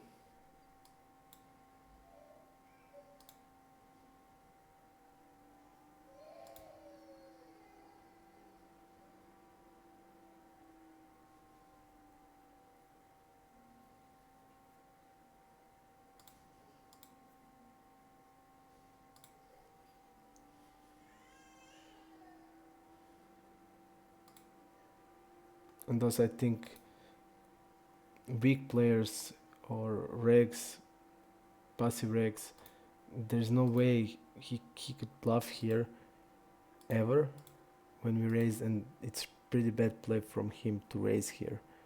Just because what he's going to do with the ace queen here. If he's raising here king queen when he's calling this spot, and I'm gonna make a note about it, when he's calling this spot and I'm potting the turn, I'm just gonna go all in on the river with all my bluffs, especially if we are deep, like shove 5-6x spot, just because he's doing this. And in that spot I think you don't want to raise, you want to bet maybe king queen but not check raise it, especially when you are against polarized range which is wrapping exactly the king queen. So, and also if I had the ace queen, if I had a king queen now I would just call, but this guy's probably also fish, so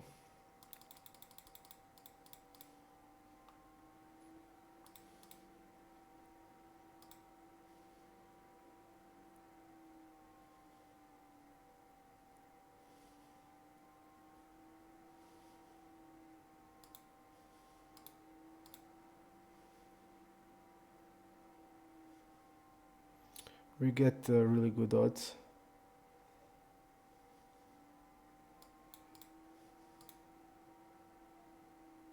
This is insane. Every time I slow play here I get this.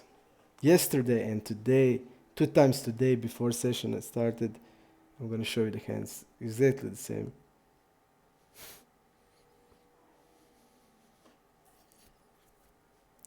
I get aces against kings, and the guy also gets the set, and I call the 4-bet. So annoying. This is so frustrating. So frustrating.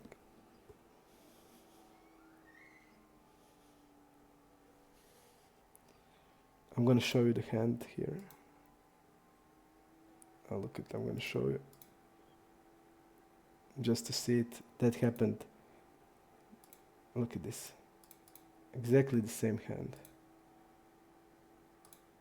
And the guy gets the set on the flop. I call the 4-bet.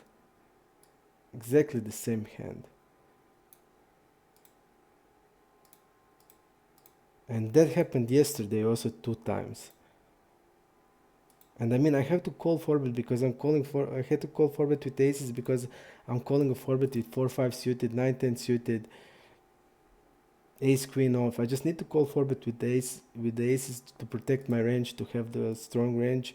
And when I get on this board like this, this is, you see, and I call with the aces again, and the guy gets the immediately set here. Full house.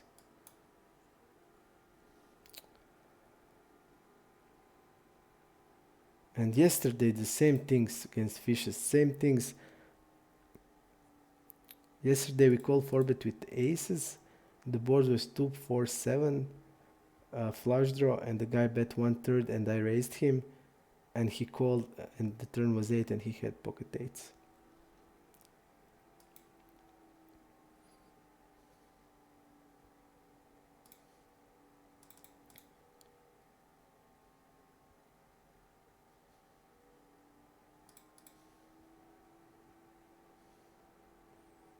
And just based on our style of play, we just need to have that hands in the range. We just need to call even with the kings, we need to call with the queens also sometimes. We need to call with the ace-king suited sometimes, just to protect our range, because we are calling really a lot of 4-bets, and we just need to do it.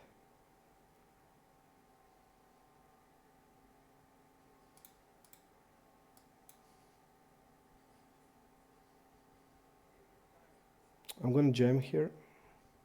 No 4-bet, no nothing, because I think somebody will have a hand like a pocket pair, like 9s, 10s. And if I had ace king in the pot is 27, we just want to put the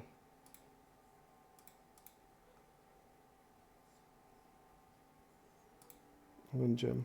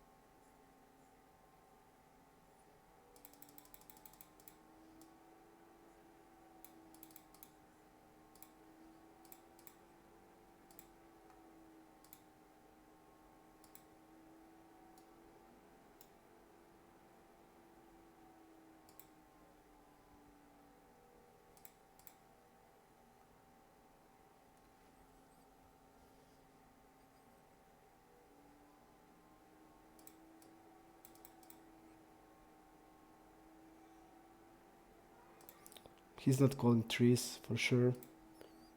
He's gonna have like sevens, eights, nines. He's gonna have even jacks.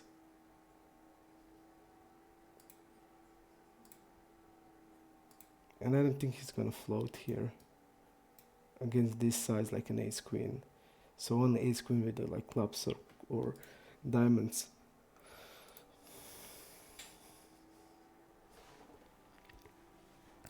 Hello chess. Thanks man. But there is no good luck for us last few days. No good luck.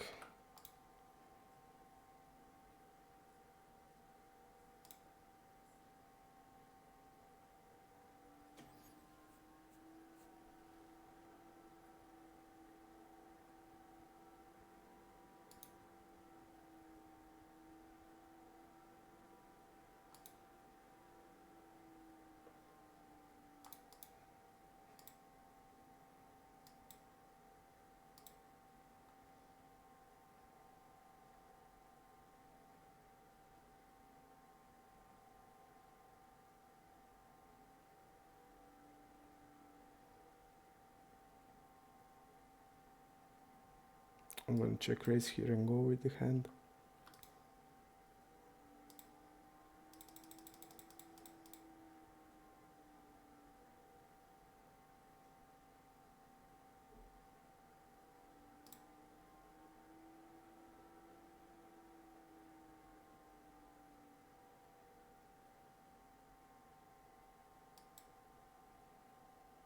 Call this.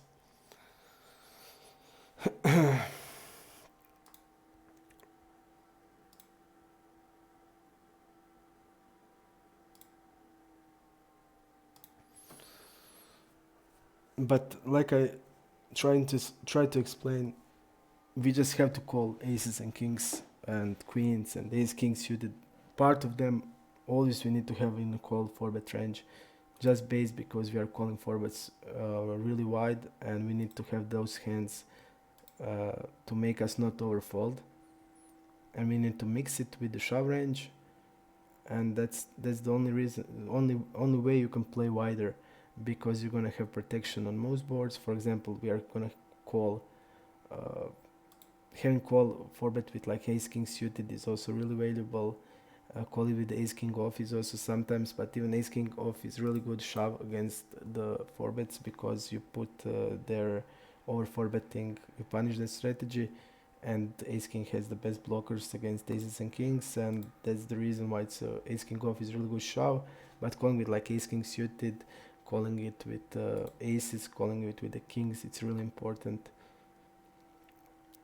just because we want to have protection, and then we can call those suited connectors without problems. We're gonna have playability on lower boards, we're gonna be able to raise lower boards, because we're gonna have straights, we're gonna have overpairs, we're gonna have aces. So that's why it's important to call it with the aces and kings.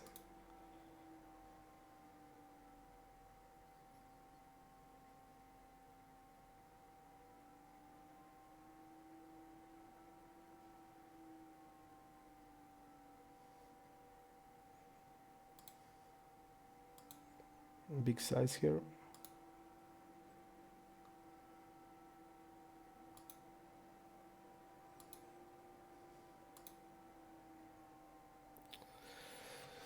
I would check here. This is a spot where we're gonna have a lot of checks on the turn and check shoves. But I'm gonna bet with the aces, with the ace of clubs here, just because I think I'm gonna have king queen here a lot, and that hand wants to keep betting.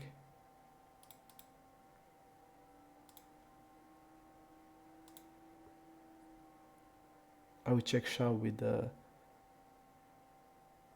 queens and ace jack. Really good for us.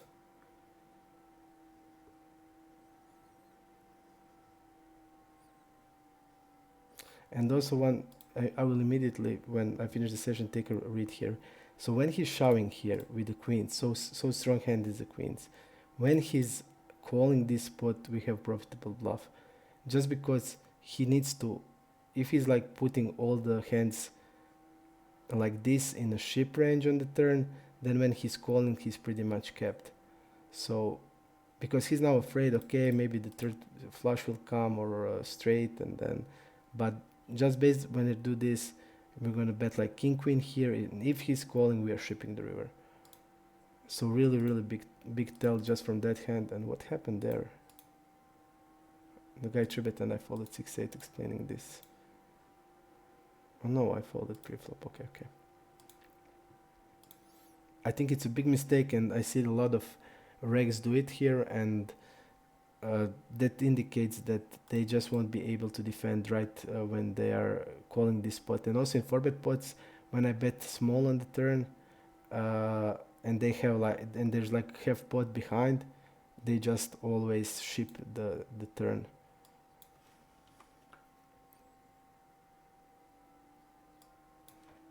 That's our big mistakes. We didn't do once that. Okay.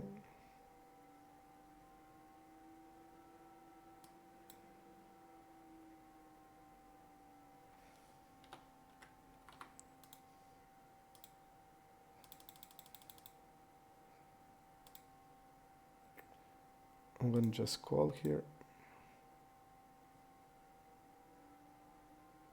I think we can donk also.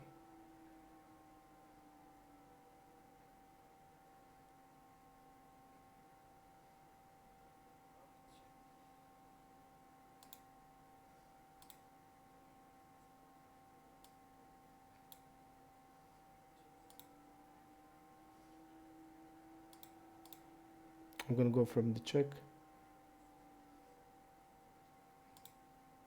And I'm gonna bet, I'm gonna delay it.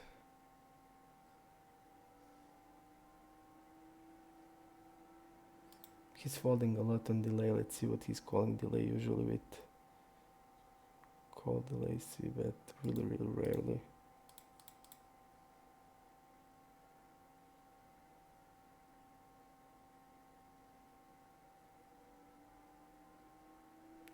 We're not good here. I can tell you this, we are not good here ever. Against this guy. There's no hand that he's bluffing. When we check behind flop, he's bluffing. He's stabbing. We see the stab like 48%. He's stabbing there with the hands like 7, 8, 8, 9, stuff like that. And he's gonna check some, probably a lot of aces. And there's no like now bluff that he's gonna bluff half pot.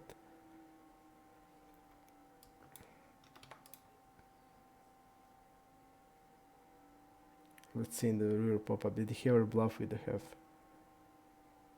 King Jack never. In position. It was always some mediocre hand. I mean mediocre. Here is like hand. I'm just gonna fold. This line is so hard to bluff.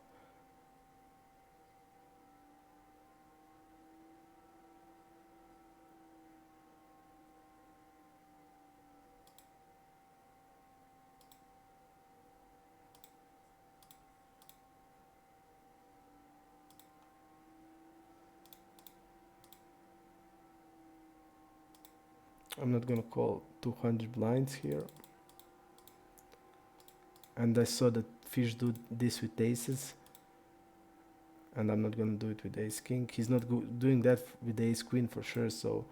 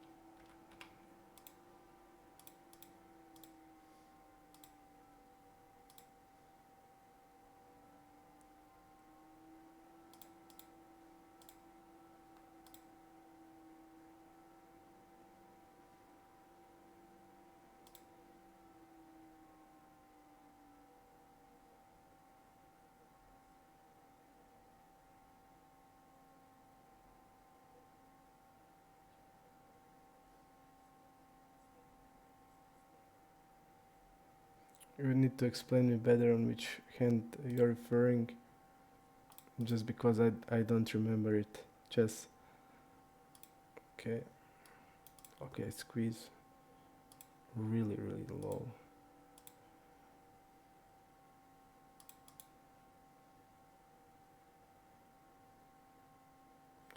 On second table, I'm gonna just try to go with the back to just see what hand you are thinking with. Okay, you are referring to this. I think we commented. I think it's not. I think it's valuable read.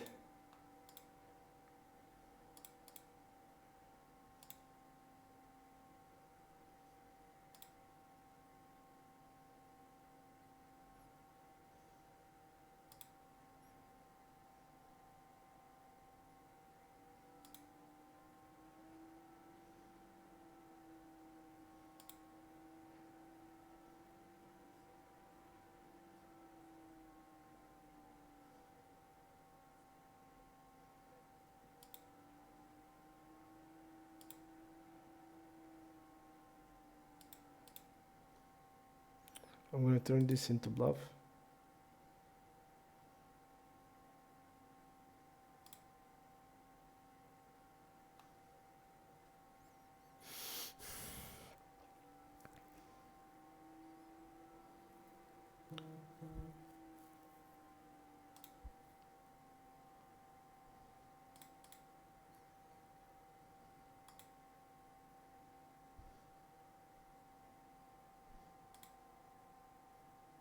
I'm gonna 4-bet here.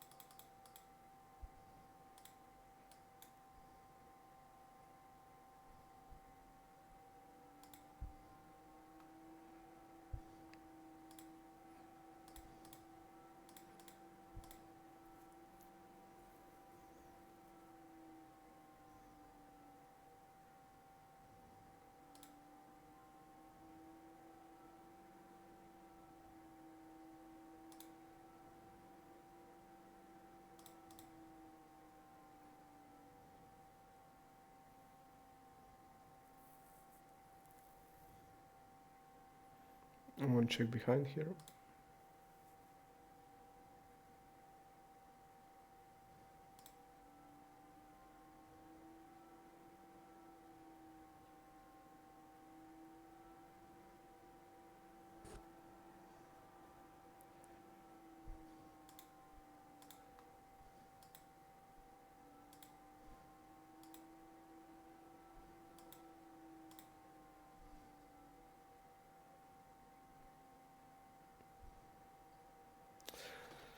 We're gonna have 9s and 10s that are probably the same. Maybe it's even better to have queen 9 blocking a straight.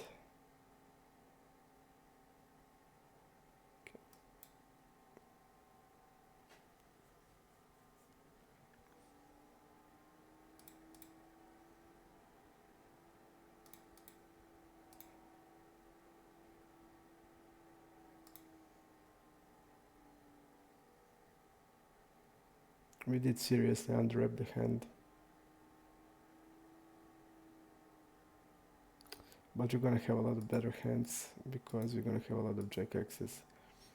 So maybe I didn't need to call that.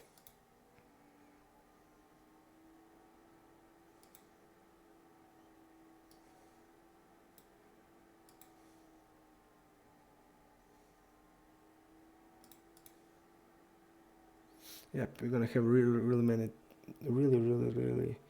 a lot jack X hands. So I don't think we need to call this queen 9. And it's better to have jack without blocking a straight than having queen 9 blocking the straight. So I made a mistake here. And also the guy is fish and passive, and we don't have any real reason to call, because we don't know the guy, and that we can say, okay, he's doing it with this, this, and this. We just don't know, and until we don't know, we shouldn't like call that light. Especially when we have many stronger hands in the range. When we check behind, we're gonna have all jack X's. So that's the reason why I think it's mistake. But I'm glad we saw this orbit size with the full house, because fish doesn't know to balance the range. When the range is divided, he's gonna mainly or bet with the value range and bet smaller with the good hands, or really good hand but not value hands, like top pair, like weak two pairs and stuff like that.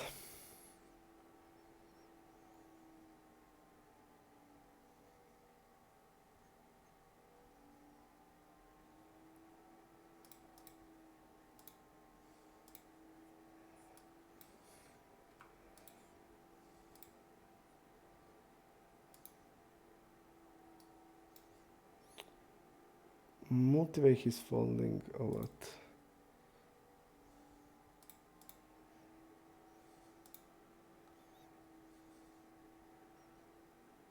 Again, I'm gonna go for a bet,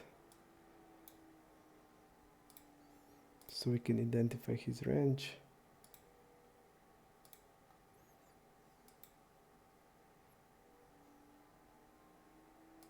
I'm just gonna check it.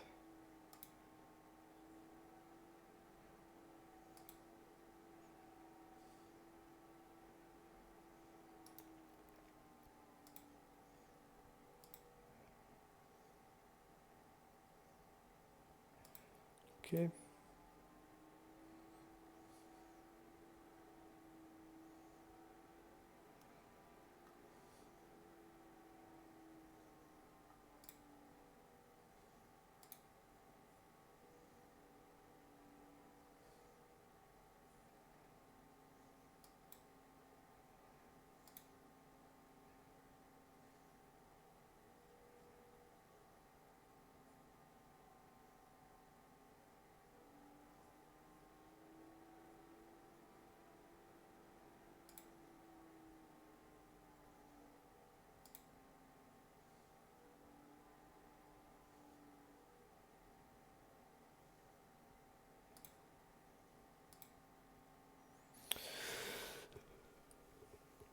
On that turn, we just can call. I think on flop, it's okay also to fold it. But against 40%, there are hands like King 9. On the flop, Queen 9, Jack 9 off. It's a lot of combos, so.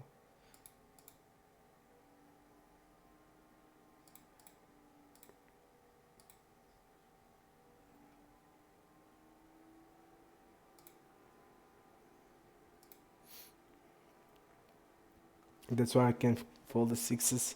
But when the queen gets there, that all hands, and he toned down the size, he didn't. He can even maybe bet the queen with that size. I think it's a clear call, but on the flop, against that wide of the range.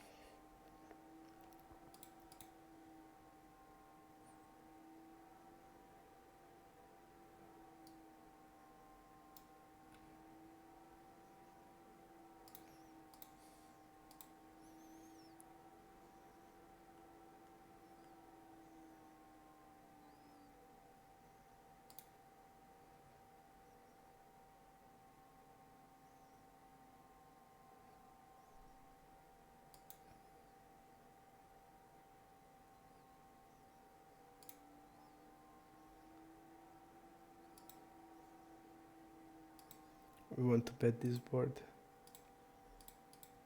We're pretty polarized, betting King Jack plus. We're not betting 10x.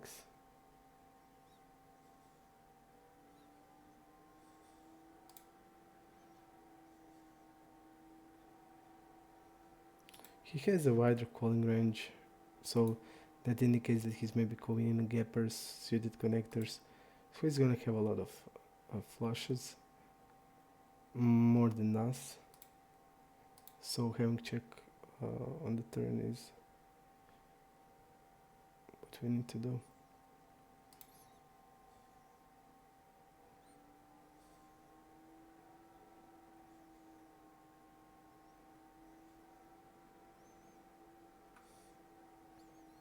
I'm gonna fall for block bet here.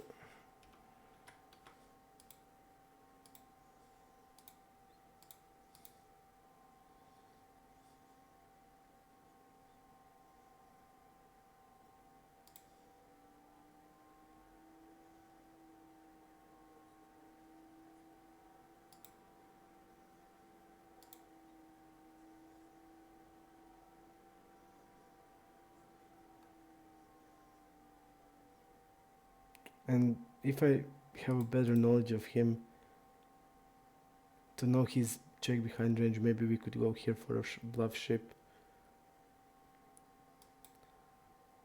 Okay, I'm glad I didn't do it. But I'm just pretty sure that he's not he's not raising a king with that size. We are blocking it 2 pairs, so I don't know if he's checking or flushes. He did now. But when I do that block bet, I don't know, he can turn 10x into bluff or have like pocket fours with a heart, and he's repping not much. So if I knew better of his range, for example, if I know that he's not checking behind enough flushes, but he's raising king x for value, then we can do a play, for example, with jack of hearts, and just play that blocking bet, and then go for a shove. But I didn't want to do it because I don't know his range enough. Is he checking the flush here ever or not? We don't know. That's the reason I just called there. I feel I have to call when I bet that hand like this.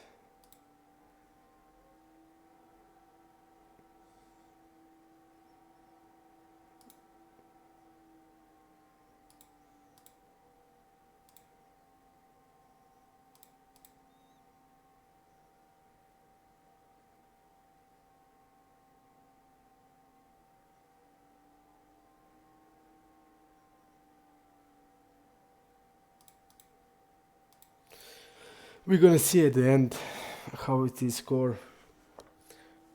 Just try to collecting info about the guys that we don't know and try to play good, and then we're gonna see the scores at the end.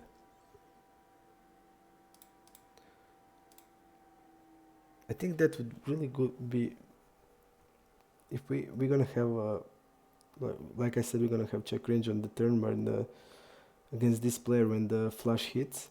So if we have like a nuts there and bet it 1/3, 1/10, like a block bet, I think it would be working really well.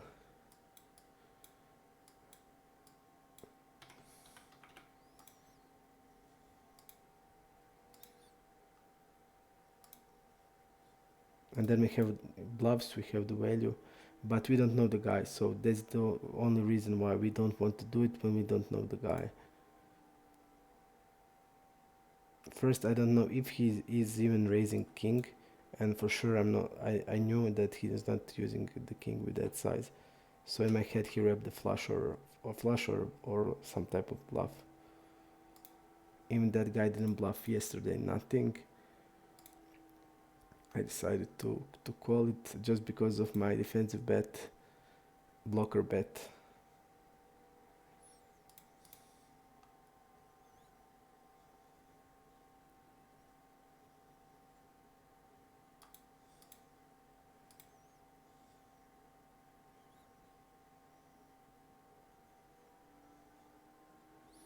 I'm betting the turn that small just because I don't know, I'm not gonna get check raised, and I'm gonna realize equity, and we can get to the free showdown with that hand.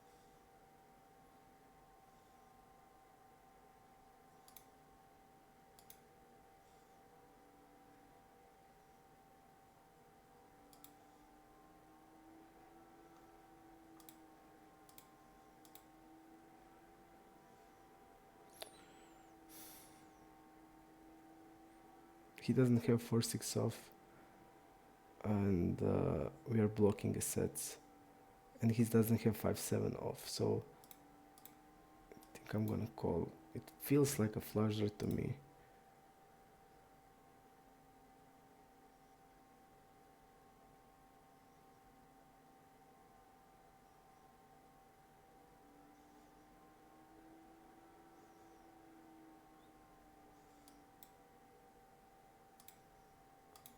We're gonna see if I was right or not.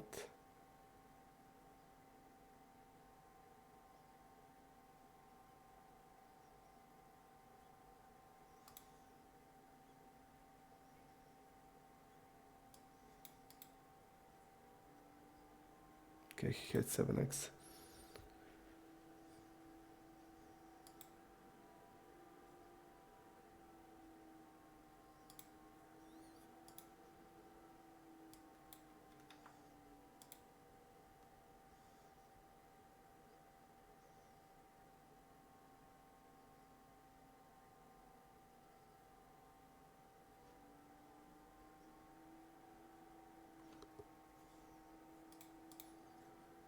When he used that big size, I thought that he's pretty polarized, but I think if he was using a bit smaller size, then he can have also 7x. But okay, we just don't know him. We just played yesterday first time with him, so I'm figuring things out. That's check with the ace 10 and flush.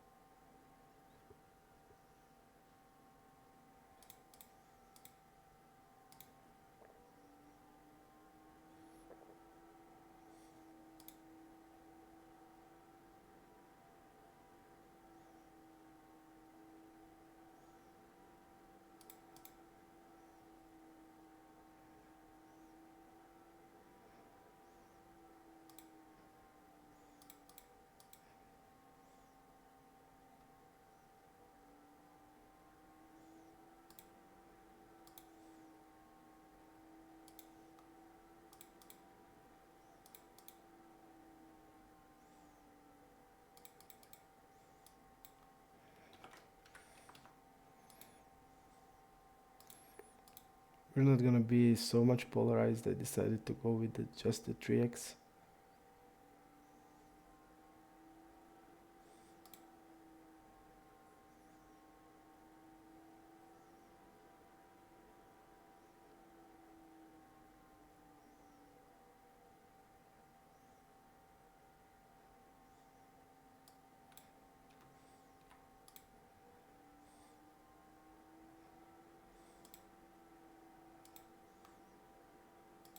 Let's see his ISO. Pretty good board. A raise limper 20%. Call 3-bet.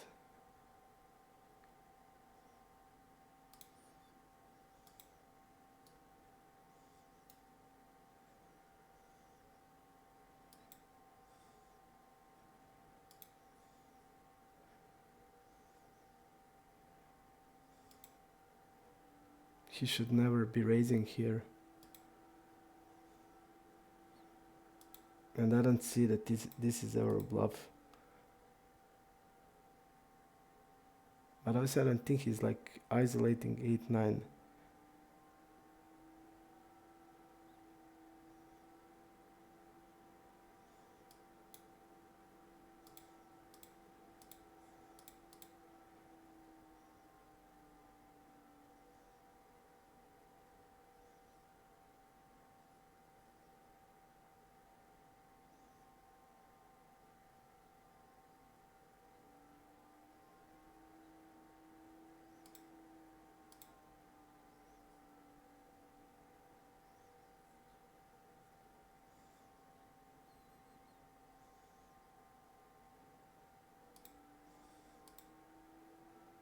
I just want to see what he has.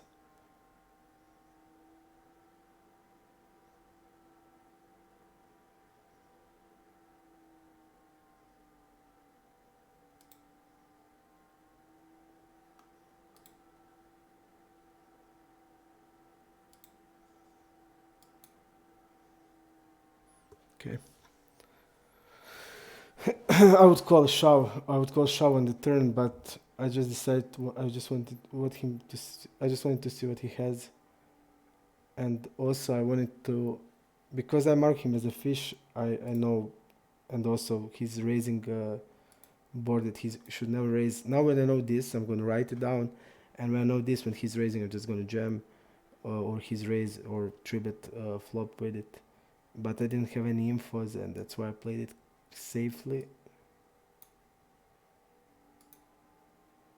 I was thinking inside of the head, is he doing this with like king jack, king queen, where he has pair and draw plus? That's why I called, and I checked the turn.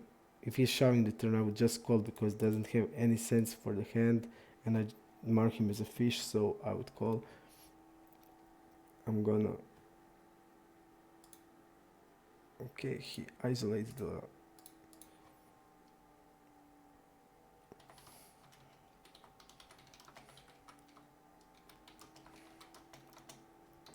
Just gonna write it.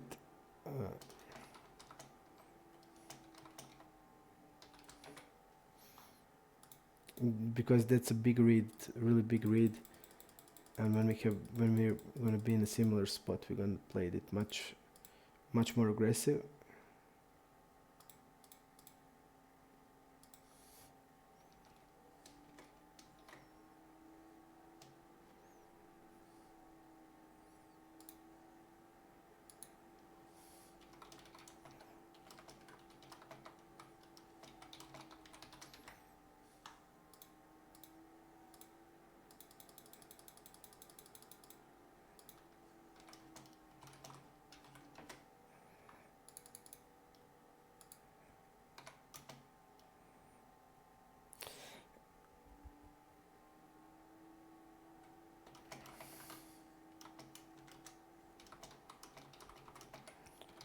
Okay, and also one important thing, I was when I said I want to see what he has on the river, I didn't show. I wanted to see what he has.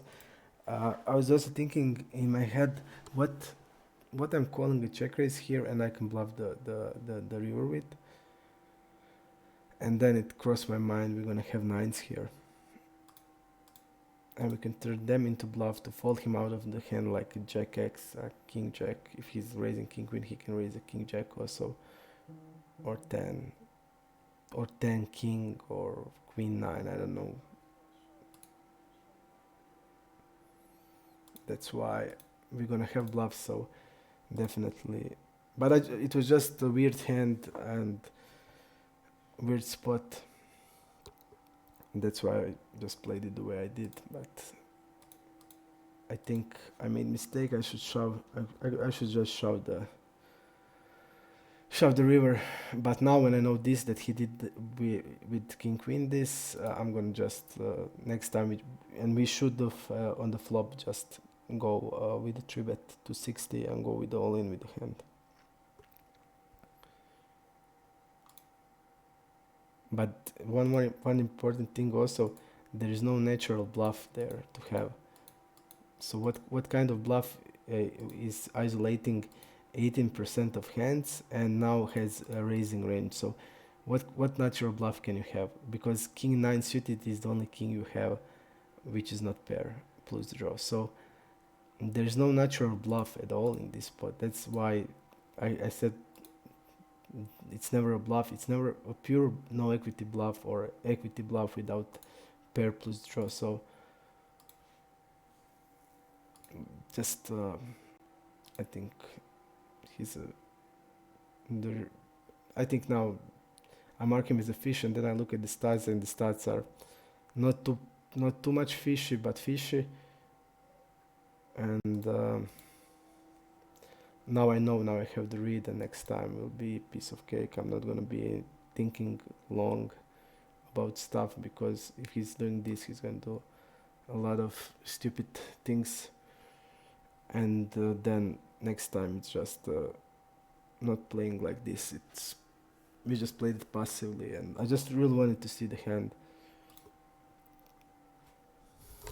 But really weird.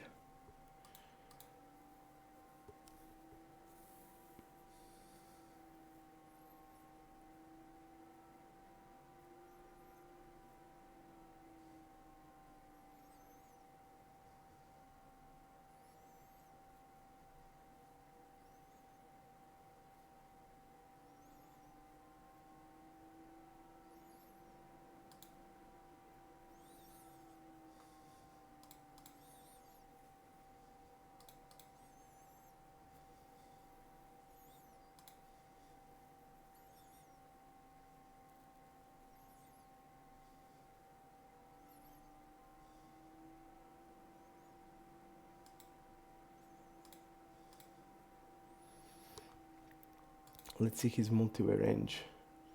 Okay, so he's calling pretty wide. Bet here.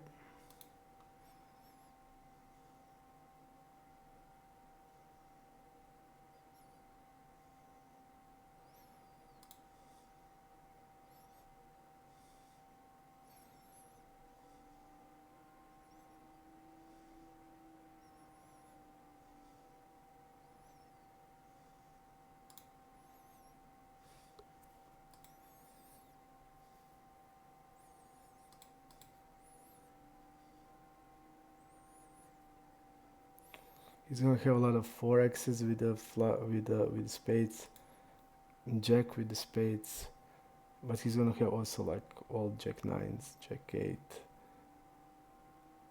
9, 10.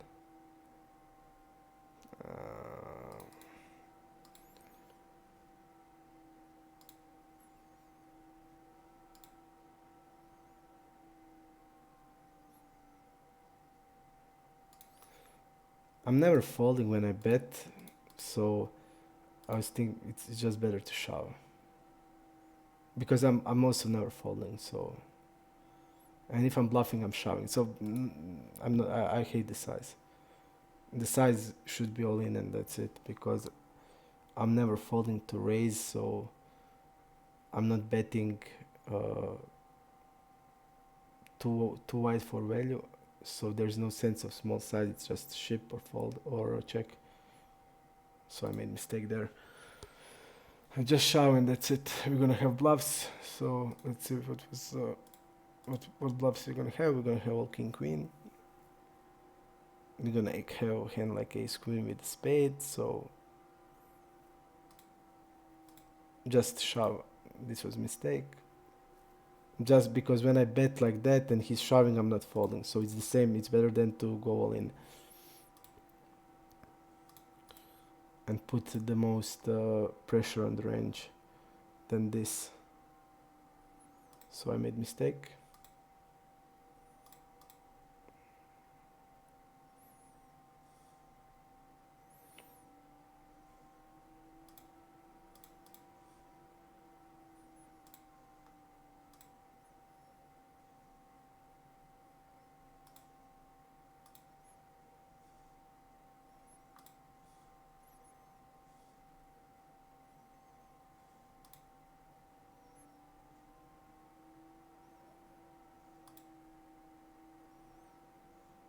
Raise strength is stronger.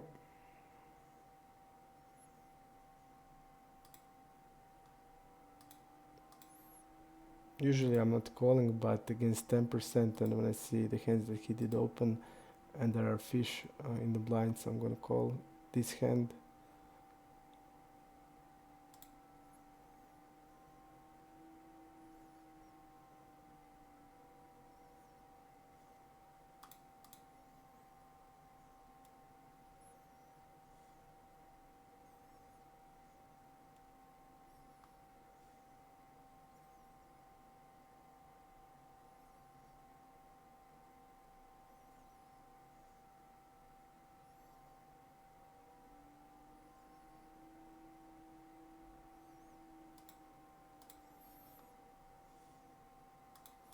Also 10%, I don't think he has 4s and 3s, if the stats are correct, and he's gonna have 6s and 7, that's why I'm gonna bet the turn and check the river. He's gonna also, I see, bet check range, so he's gonna have also ace highs here, and we're gonna just check the river now. Okay.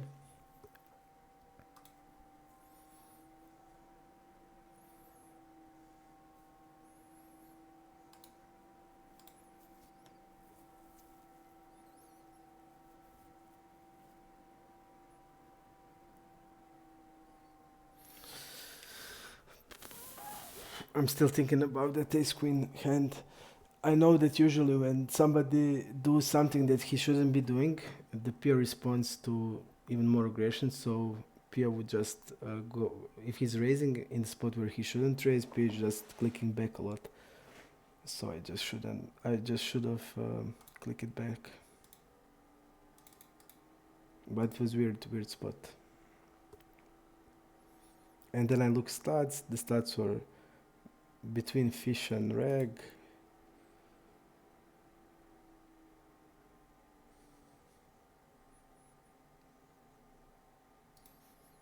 And basically I fucked up the hand.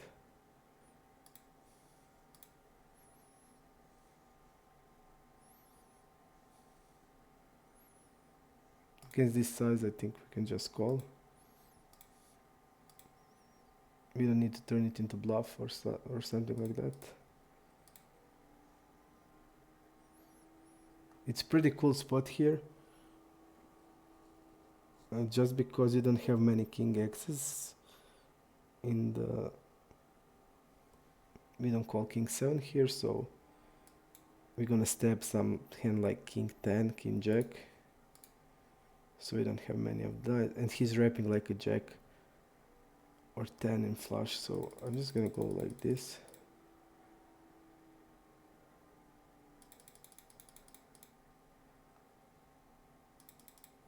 Because we are wrapping the nuts, we just need to go for a big size. And hands that have sense to turn it into bluff would be like king queen without anything.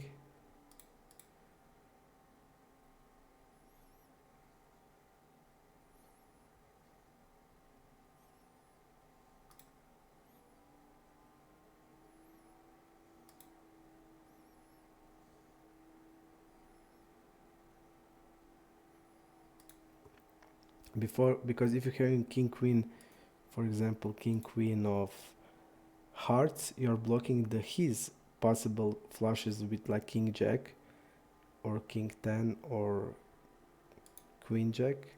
That's like why it's good bluff to have like king queen here.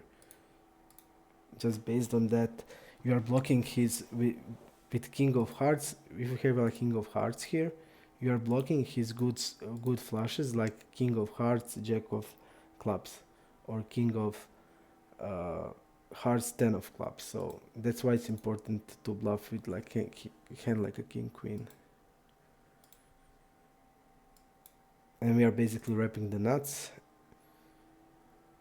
and that's why I increase the size. And I know that he's not gonna have the nuts enough.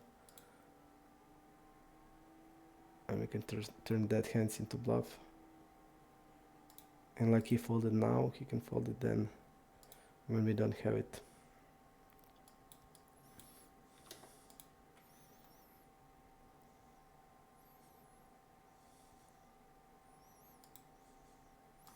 I don't like to call with this.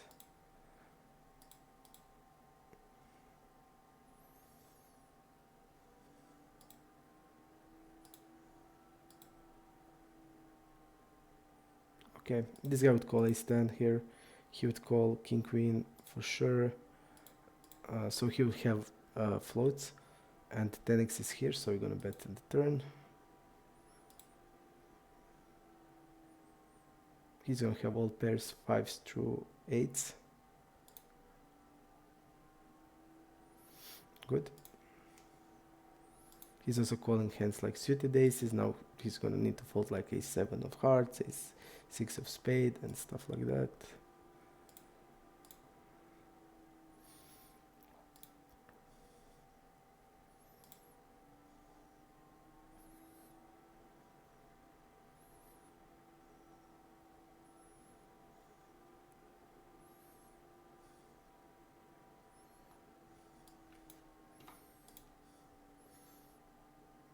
We can be sure that this guy is a fish. He did call tribute with jacks.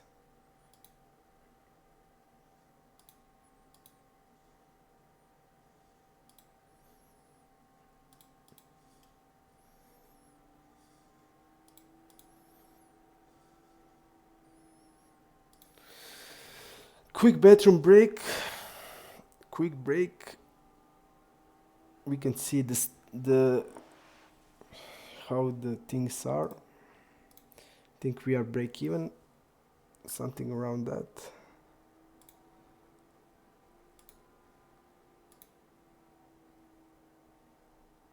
Okay, we are winning.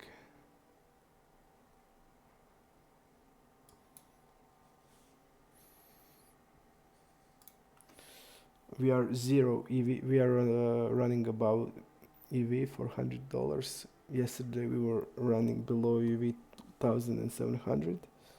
Day before that 300 below EV. So today we get it back, but we also lost kings and aces in 4-bet pots, where the guys hit it. Okay, I lost kings here with the top set. I lost aces here, where the guy hit the set with jacks, and this guy hit with the kings in 4-bet pot. So if we would go all in, we would lost dead hands, and we just call them and get the setup. So I think we're running neutral, no, not good, not bad, but neutral.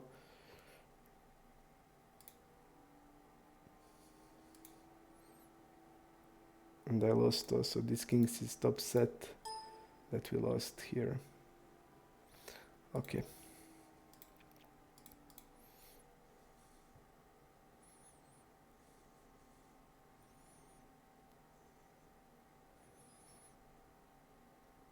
So I would definitely say we are not running good, but we are not running too bad. It's something in between.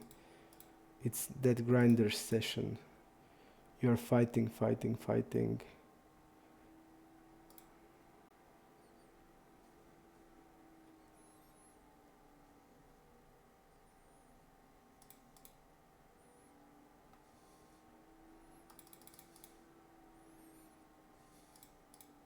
Big size.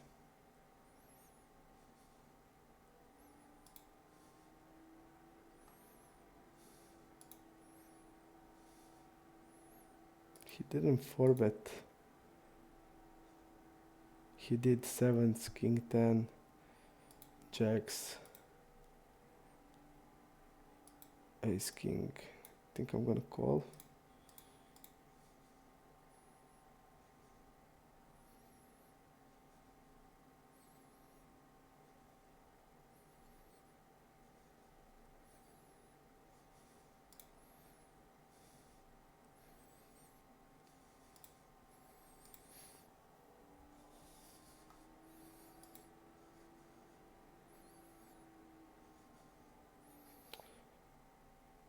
He did c-bet.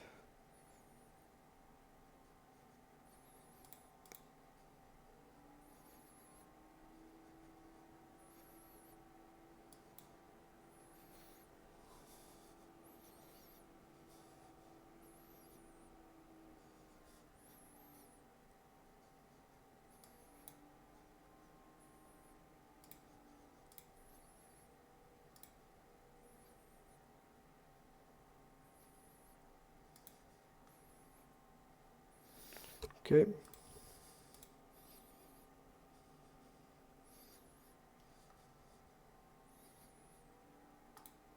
I was for sure that he's gonna bet aces, kings, and queens.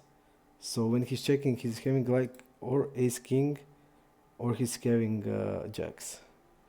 And we saw that he's betting under pair, so he'll bet tens or nines also. So he's having a jacks here, or and on the river when we get a flush, I just can't fold. So especially with the size that is left.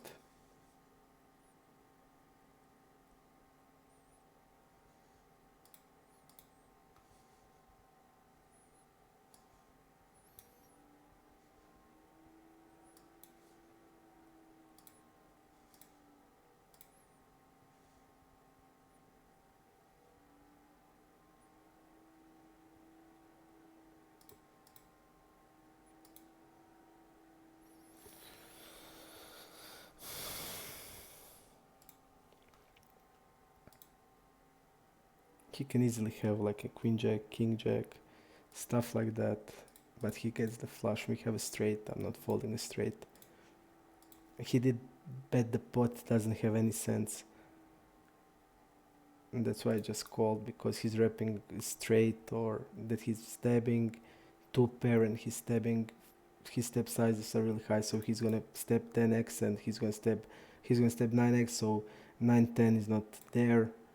So it's like only a flush draw or a hand like queen jack, king jack, where he has gut shot or straight draw. And of course, when the flush is there and we have a straight, we're also not folding it.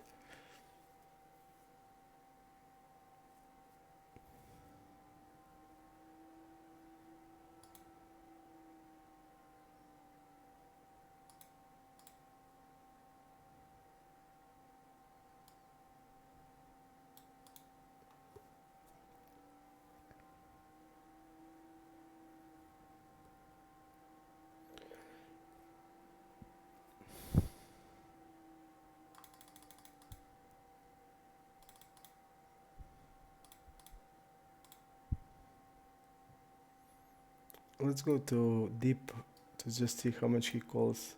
Okay, he's calling 3-bet deeps without any problems. Okay.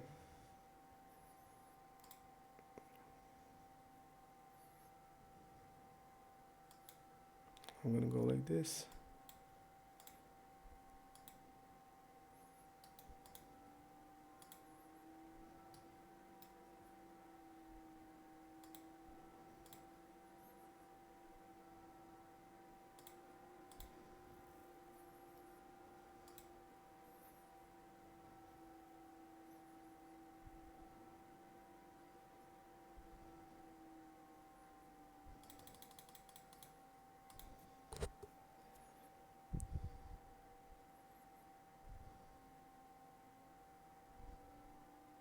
Again, repping, I don't know, flush.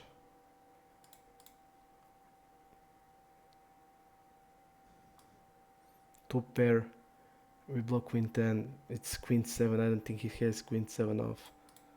Okay, I'm just gonna call here. He has a flush with 6.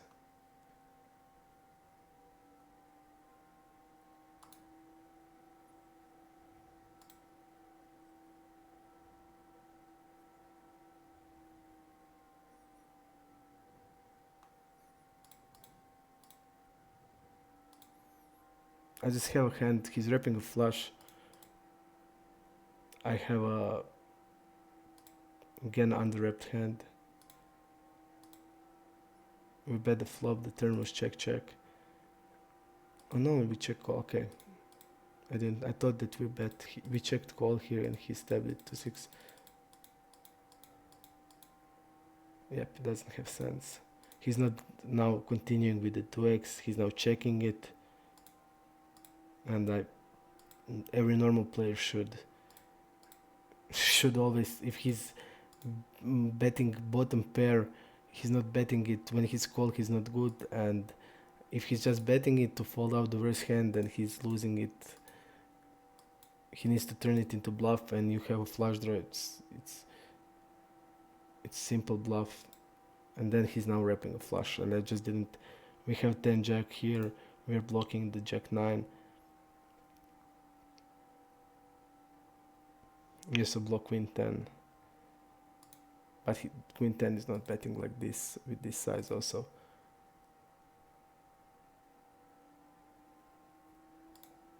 I mean, worker is saying I need to fold more. I play like I play when there is no sense, because every time they had some narrow part of the range, and the way I play, you just need to call even when you're down, when you're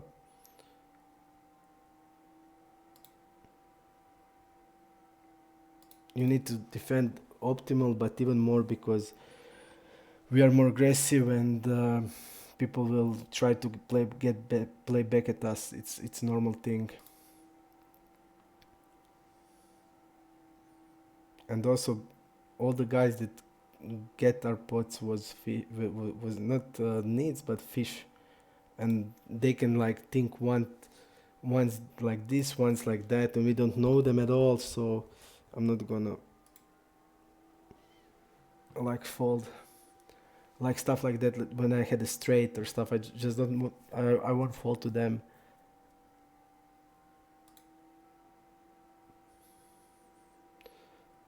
Cutoff for this, it's 12%. This is 5%, so I would say maybe 8s plus. You should be checking aces and kings on this board. Okay, I'm gonna check raise here with tens. Tens are pretty high in a range, and he's having, here is 6%, here is cutoff 12%, so he should be having like 8s plus. He's gonna have some part of bluffs, and he needs to check a lot here. He did bet, so I think he's over c-betting this board. We are check raising that. We have a lot of bluffs to choose from, so. And I'm not agreed, like people say you need to fold more. I mean, I'm winning here on NL200 almost 20 BB, so I play like I play. I think it's good play the way I play, and it's not easy. It's not the same when the guy who plays 2018 makes calls like I do, and we who play 31-26. It's not the same, because people will try to play back at us because our range is wider and put our range in tough spots. So you just can't make the same faults or same calls as the guy who plays like this.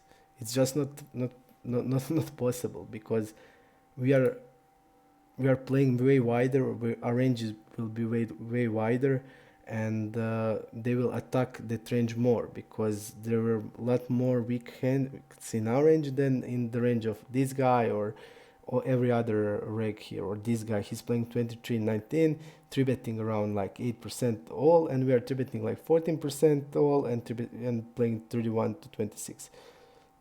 He's falling 64% on 3-bets, and I play more and I fold 45. So it's not the same range, it's not the same type of player, and people will just play back at us. When they have the goods, I'm gonna pay them off, and that's it. I'm not gonna fold straights, or I'm not gonna fold in 4-bet pots 8s there when I get a flush on the river. It's just not gonna happen.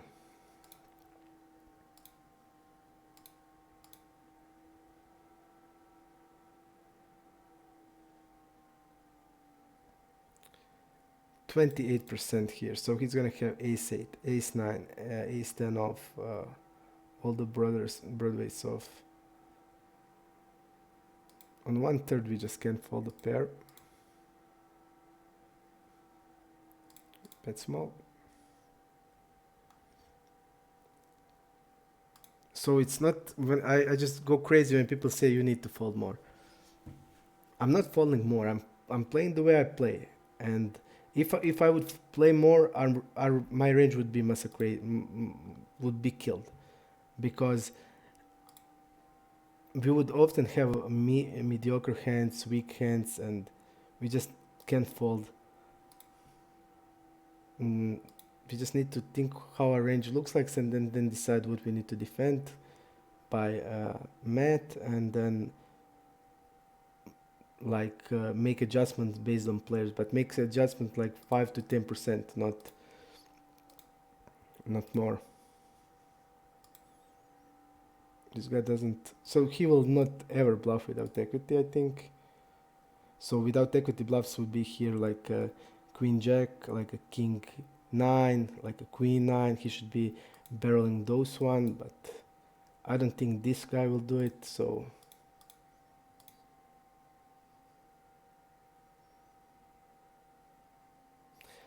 aces that he needs to bluff would be like ace 6 and ace 5.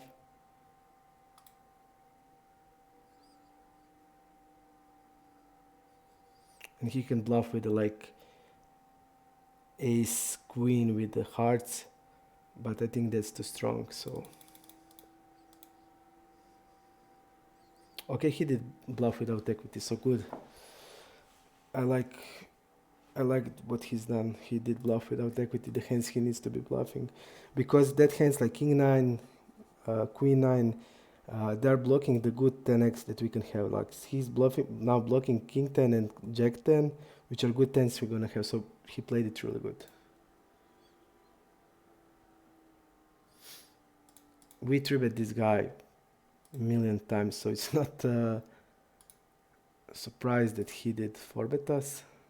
And you can say you need to fold more, but we are just 3-betting a lot and we just can't fold more. It's his first 4-bet, I'm gonna call it.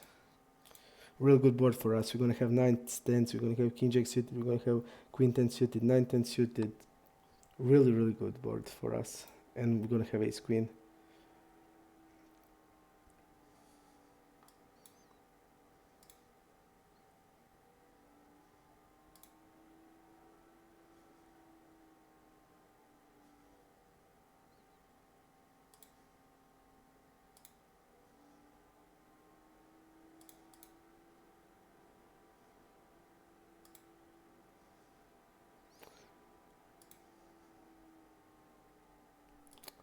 And I can tell you for sure, this guy, I don't think he's betting like a hand like ace king here.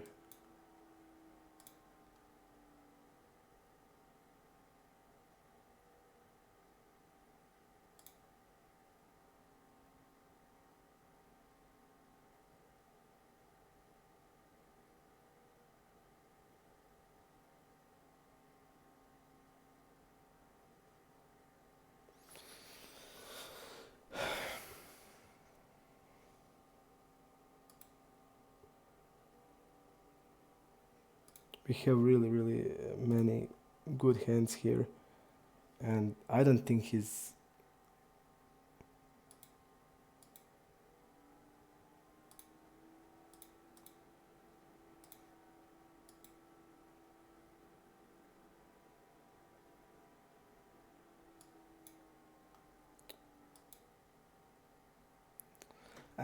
ever bluffing here. Ever. But I decided to call just because we have a diamond here also. Yeah, but that's, I just know that like random guy with just random reg will never bluff this. And you know what, if you're having like an ace queen, you're blocking the ace king, and the ace king can potentially bluff here.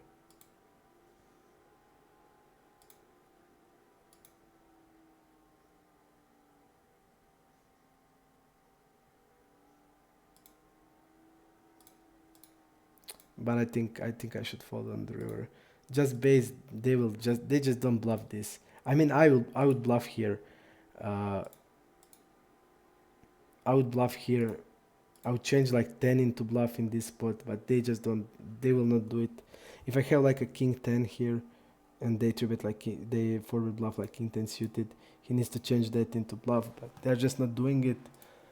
And I just knew that I need to fold it, especially when he bets the turn here. If he's having a flush draw, he's just jamming the turn. But we just 3-bet the guy like 10 times, but I just know that all the folds we made were good in spot like this, because I folded 3-4 times yesterday and today, stuff like this. We have easy call on the turn, but there's no way that he's gonna bluff here, and he needs to bluff with the ace king, but he's not betting ace king on the turn. They're just that type of players, and I just know when I get to know them. For example, when I get to know them, I just can make that false, like yesterday with D'Angelo, I just made that false without problems. We folded jacks like an overpair in a 4-bet pot, but I don't know this guy, and we did 3-bet him 10 times and shove on him and stuff, and I just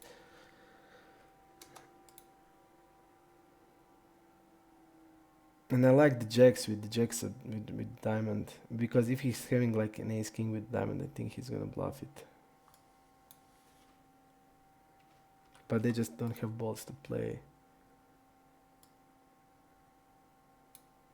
Let's see here.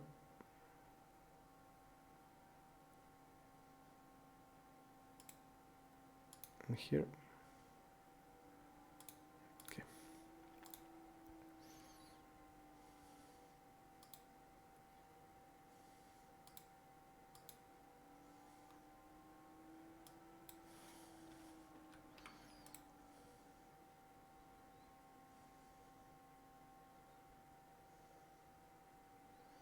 This guy folds really a lot on delay, so that's the reason I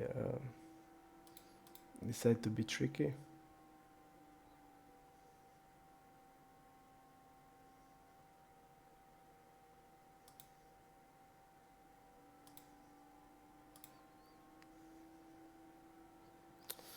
I should have just folded the jacks there, just because 22-19,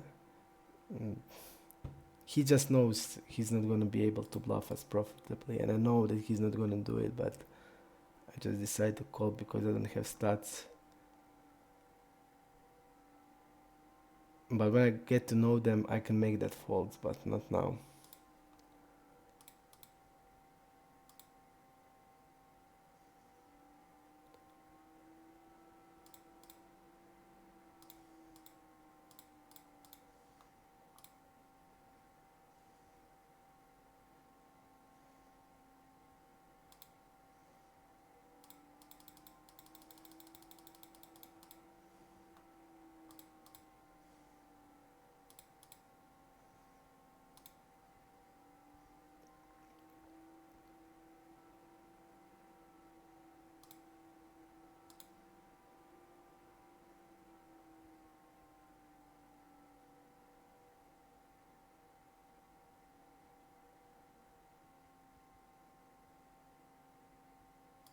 Look at this guy, big blind versus early, 6%. Okay, let's see what he did called. Big blind, he called 8, so he has 9s plus here. Because we see that he did call 8s and we never see like 9s or 10s. Ace, queen. We see the suited connectors, so probably 9s. And ace, queen. And like ace 10, ace jack, ace queen, king queen suited, maybe king jack suited.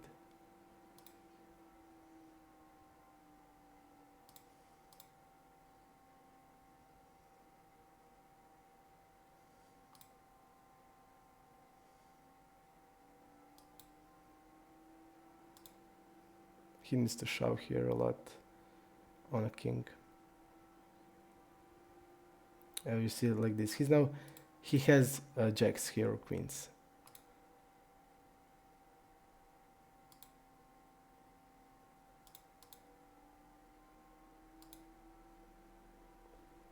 You see, and he doesn't know to play that.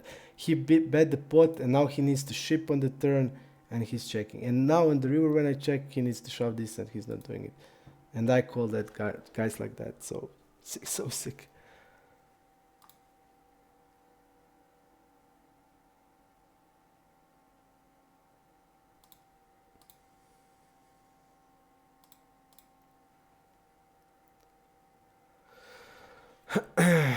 so sick. I'm gonna write it down, what he did.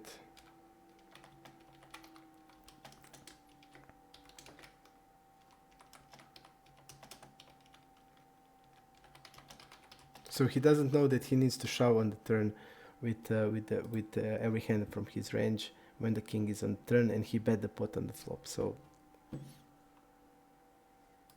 if I got that hand, I would shove on the turn. Or he can even bet smaller. But it's easy bet, ever check. And when I check behind, it's easy bet on the river, and he checked the river. I immediately knew on the turn what he has, because it's so weak play, and I'm just know that he's not good. He's not good at all, because potentially he lost like 130 blinds there, that he could have more of the pot. 130, that's like 60 blinds more from me, and he did check the turn, check the river. So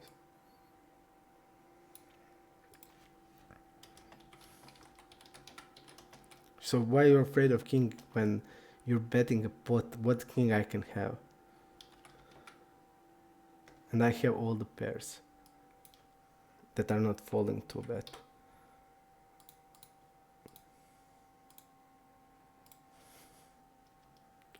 River was, I think,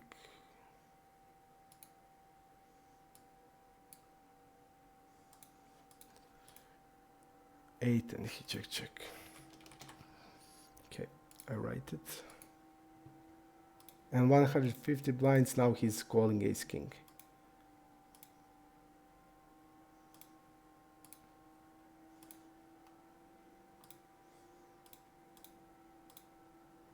And somebody yesterday asked me what I think about the regs here. I think they are transparent. I mean, fish can make me wonder what they have, in tough spot, but neither reg here has ever put me in a tough spot. Even with this guy, I knew I need to fold, but I just decided because we tribet him a lot and put pressure on him, and I just wanted to show him that I will not fold, things like that. And I know now from this moment to the future, I just know how will he play against us.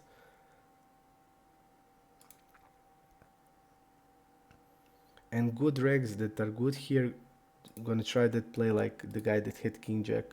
He's gonna try stuff like that. He's not trying because that's king jack is just a real good bluff there without equity, and the guy did it good. He played the hand perfectly.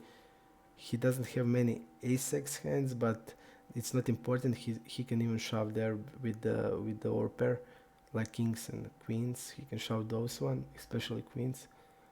So that guy was good, but when I see this, I'll throw up. And this guy is winning here on stars.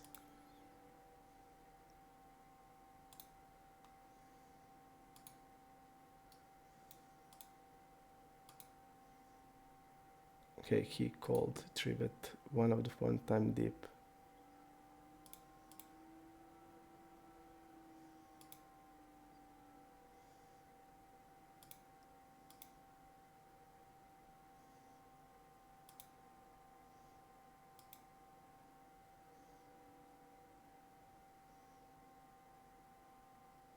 Okay, I'm gonna fold this.